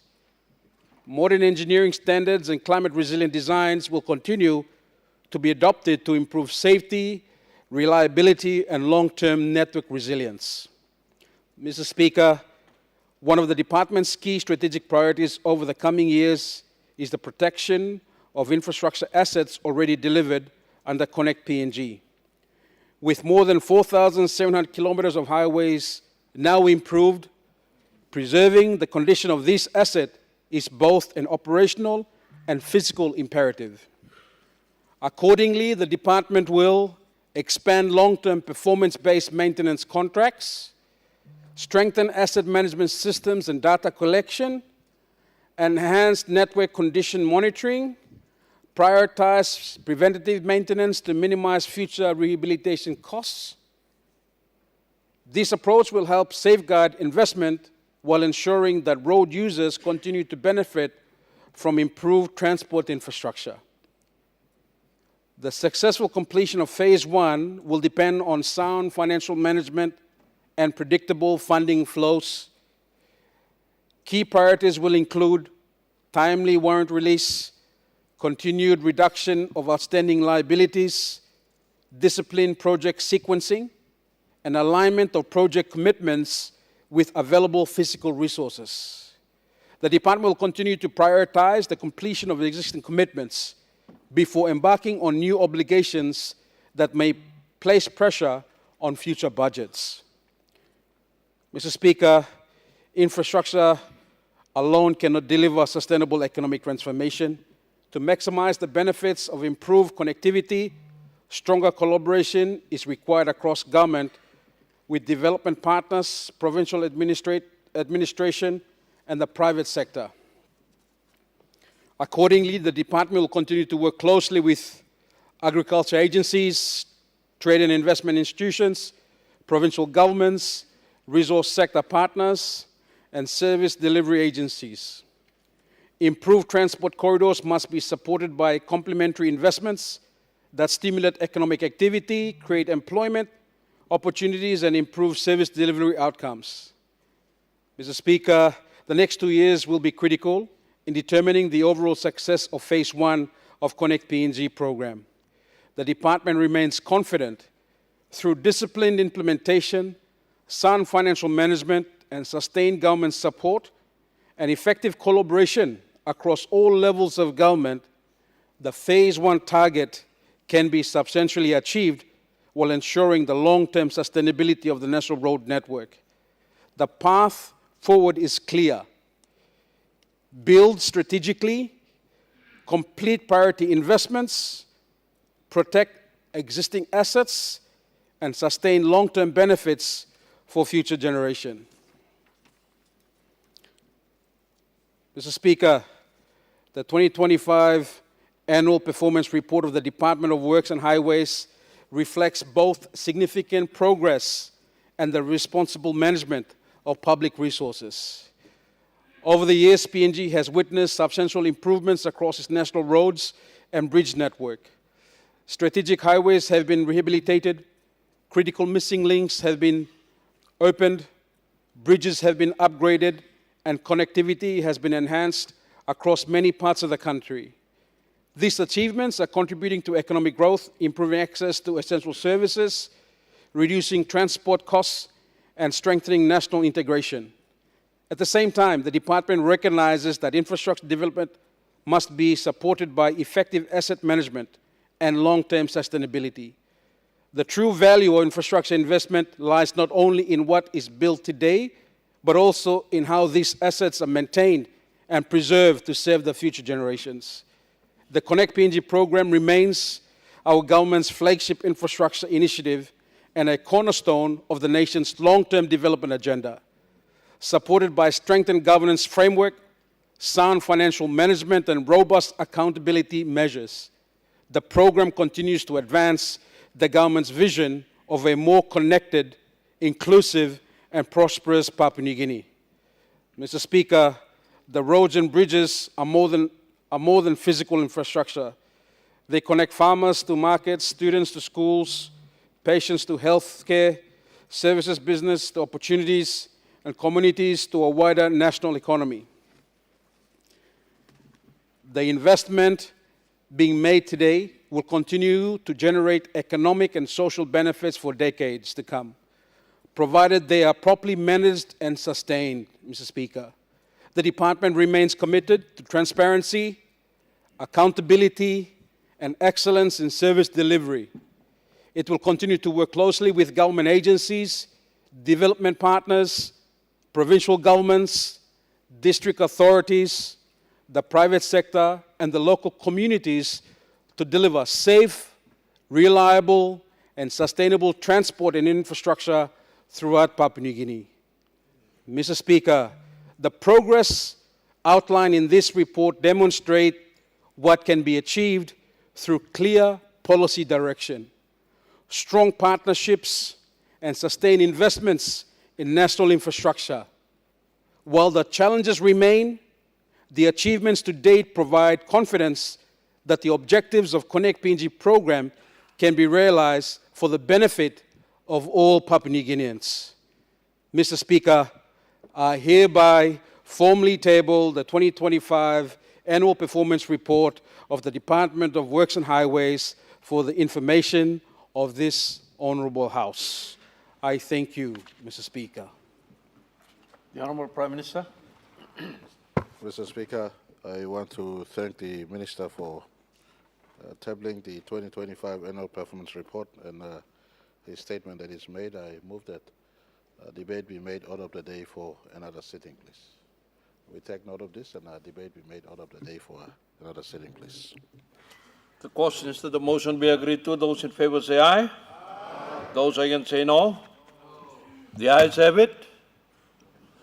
Leader of Government Business. Mr. Speaker, I move that Parliament do now adjourn until 10 o'clock a.m. tomorrow. The question is that the motion be agreed to. Those in favor say aye. Aye. Those against say no. The ayes have it. Honourable members, Parliament now is adjourned to tomorrow 10 o'clock in the morning.